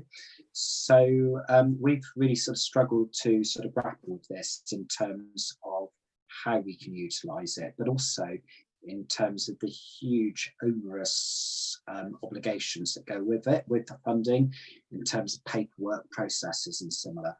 And I think it's important to say we don't have just one large city or town to consider this fund against. We have lots of towns, lots of quite similar towns, but lots of towns. And also our town, and this is probably the most important fact, our towns are large, not entirely, but largely focused around tourism. And therefore the need for the interventions is very much now and over the summer holidays. There are other towns and other districts that we've been speaking to who are looking at this fund as being much, it can only relate to temporary interventions, not permanent interventions, but looking more for the longer term, so to see them through, certainly through the end of this year into next year. And others are perhaps looking at how this fund could be utilised perhaps to sort of increased footfall in the lead up to the Christmas period, as an example. But with our towns, it's a little different, and the most immediate issues are very much now, and that's why we've struggled a little bit. Section 3 of the report sets out the two options that we see for moving forward with the allocation of the funding. There are benefits and risks for each of those two options, and that's included in section 3.2, or it's basically section 3 of the report. So just very briefly, I will be brief, I'll just set out what those two options are. So we have one option, which is option 1, which is to allocate a claim expenditure. So basically you've got £130,000. So you could look at just splitting that across those that have responded to us, based purely on the number of retail units that those towns, and in the case of one village, have within their patches. But within the report, we set out the risks of taking that particular approach, which I suspect some of those risks will get picked up possibly through the questions that follow. So I won't go into that at that stage. But then we've talked through option 2, which is a hybrid and is set out within 3.5 of the report, and then follows through to the recommendation. Now, what that hybrid does, it looks at what's the best way to spread that resource and to spread the support. It's not just monetary, the practical support that we can give to as many towns as possible.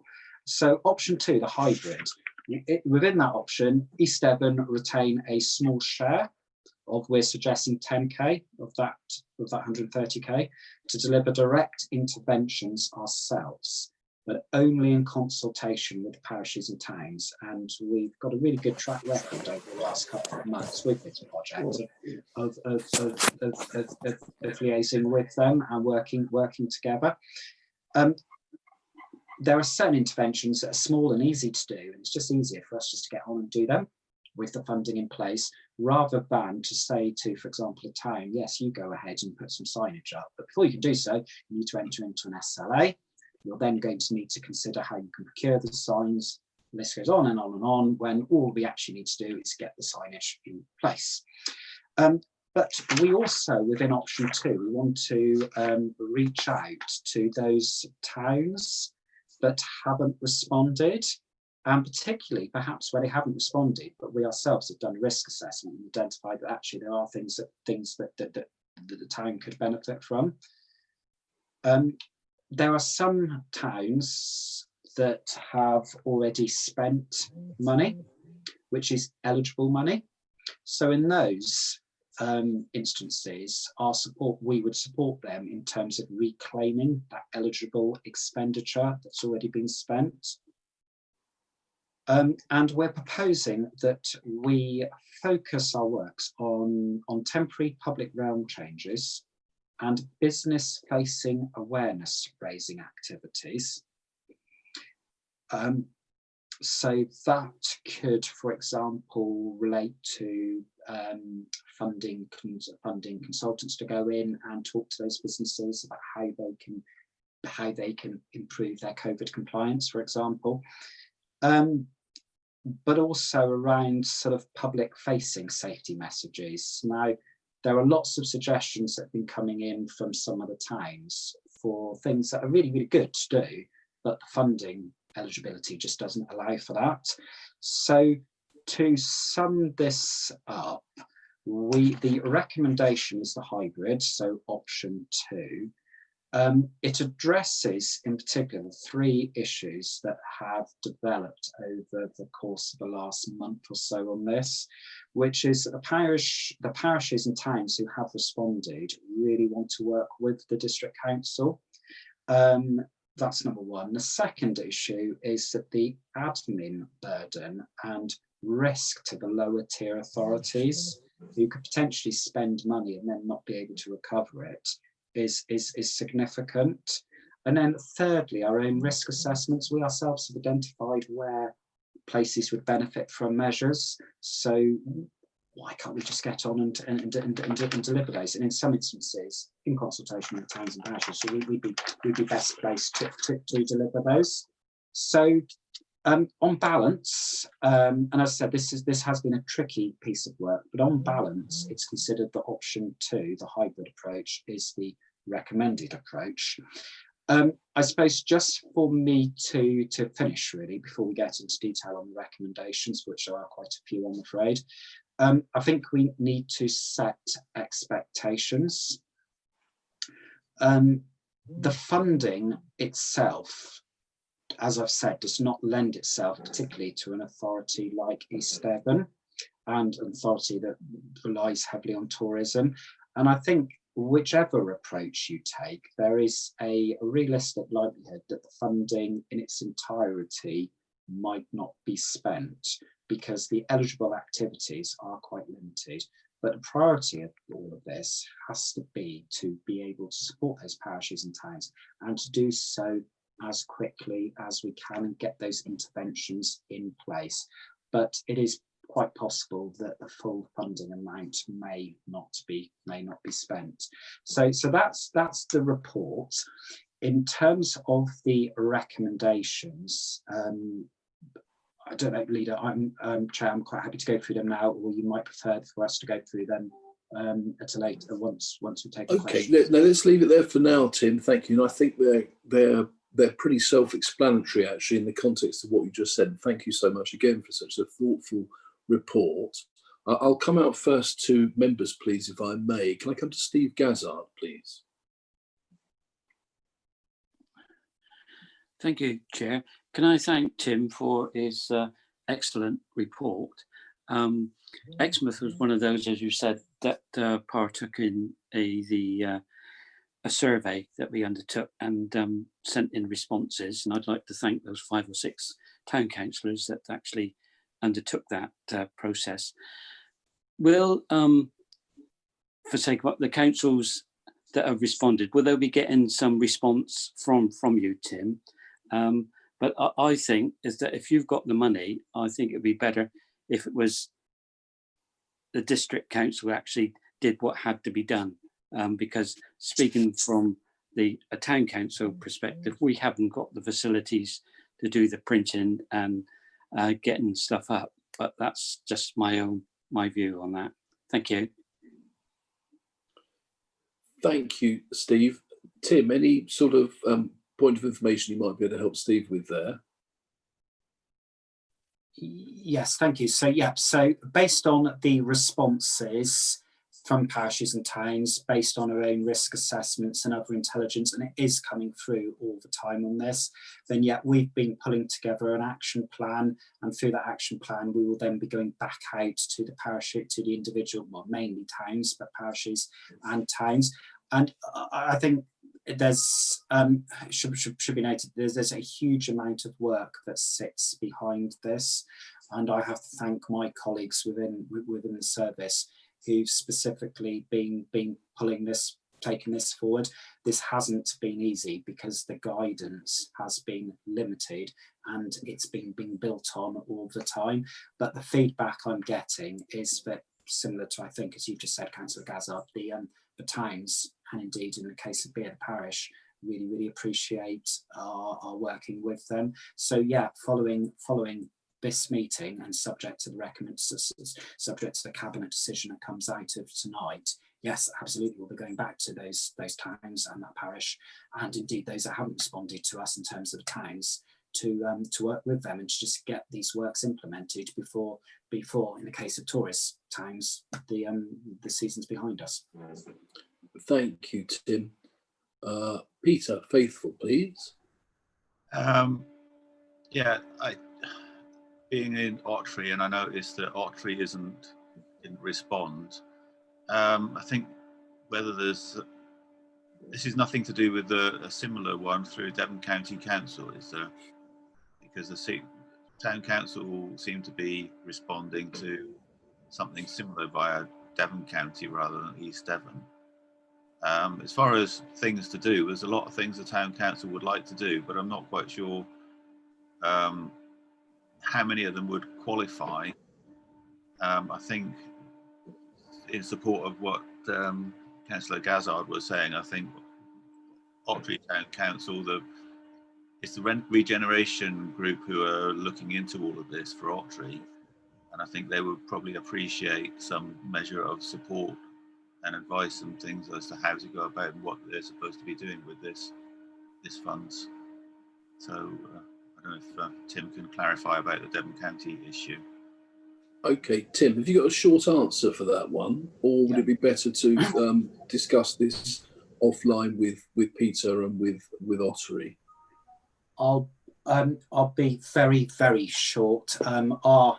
Our letter and questionnaire is completely separate to Devon's. I suspect the Devon communication was in relation to highways and facilitating pedestrianisation, cycling, those sorts of things. What we will do is, I think there are limitations. This relates specifically to safety, but Councillor Faithful, if you can suggest to the clerk that we'll be contacting them again, and if they can come back to us based on that, and yeah, we'd be happy to talk to them. Thanks, Tim, for that very much. Councillor Jeff Pook. Jeff, please. Thank you, Chair. Just really to reconfirm what Tim was saying, and Tim and I have had a conversation about this, and I've had a conversation with someone else in the department. Beer did go ahead, and we wanted to make do works in the village, which would make a sort of pedestrian-free, car-free area, pedestrian zone. Obviously, there's no point doing this in September, so we've had to go ahead and order materials already. And I just wanted to reiterate that we've placed orders for materials. We've done it on a competitive basis. We've done got all the permissions in place, and I hope that the system will be as efficient and simple as Tim's expecting. So when we come to ask to reclaim some of the expenditures we've already made, because if we didn't do it now, then we'd have it in October, which is not an awful lot of use for porter tourists. Thank you very much for that, Jeff. So I'm sure that's noted by Tim. Thank you. So can I bring it back into Cabinet, please? I've got Paul Hayward. Thank you, Chair. Well, thank you to Tim and his team. This can't have been easy. Simply every time we got to a point where we were discussing it, then central government imposed more rules. You know, the whole point of this sort of scheme, and I appreciate it's European development money and there's audit trails and such like, but the public perception of schemes like this is just spend it, literally just spend it to do what needs to be done. So I have every sympathy with Tim and his team, because every time we tried to, another wall popped up to tell us what we can't do. So I'm a great believer in, in terms of things like, buying clothes. I buy clothes that I can wear in various different, locations and different circumstances. So I'm looking at the list here of things such as in scope. So it would be great if we could work with these towns, because we're talking about coming out of COVID now. We don't know what's going to happen in the winter.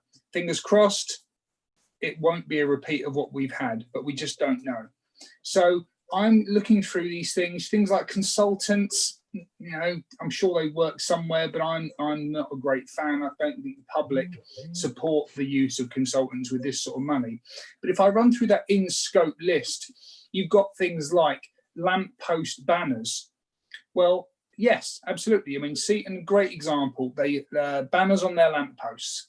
But of course, banners need fixings. You can't fix a banner to a lamppost without the fixings. The fixings can be used in the future. You change the banner, you keep the fixings.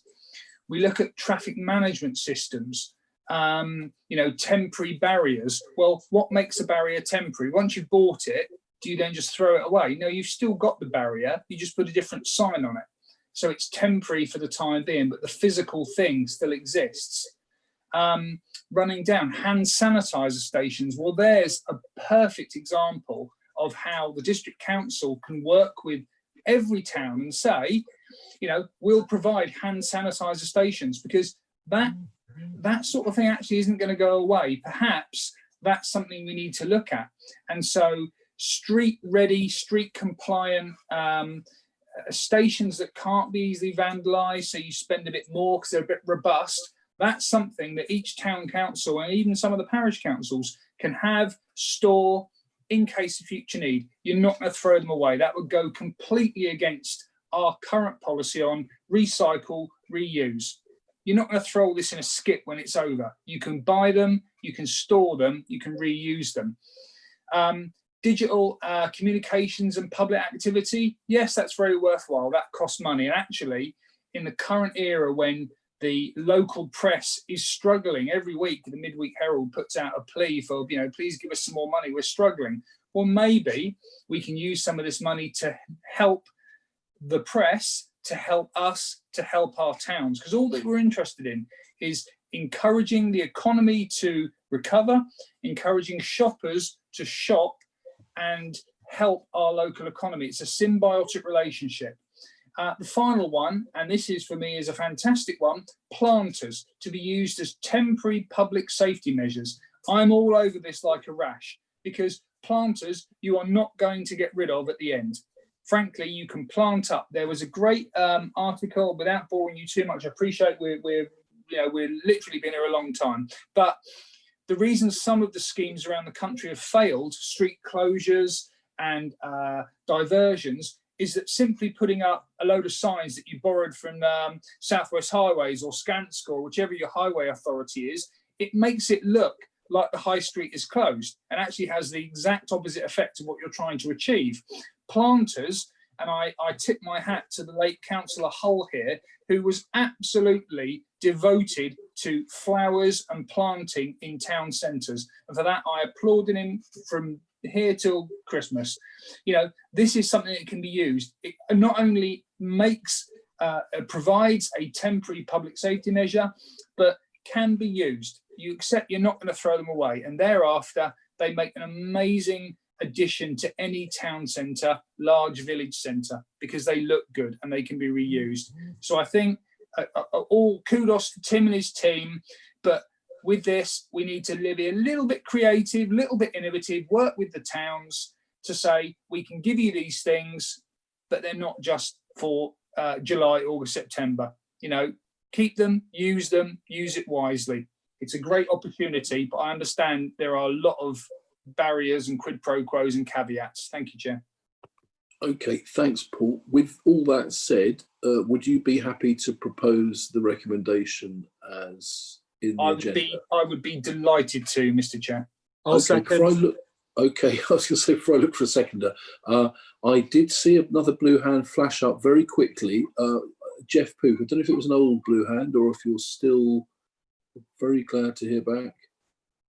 It was very briefly to thank Paul for talking about planters. I've had to do quite a lot of research to find some economic ones, because the ones you could find in different parts of the country were actually quite very expensive and more architectural. I eventually found a supplier in Exmouth who makes them, and we got them down to a good price, and they are sort of, you know, 1.5 metres by 0.5 metre, good size for filling it, for marking out the road.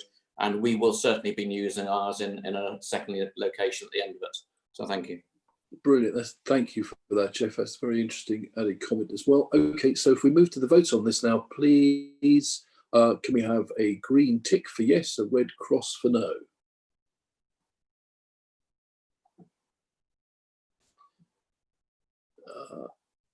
Yep, that looks to me conclusive and unanimous.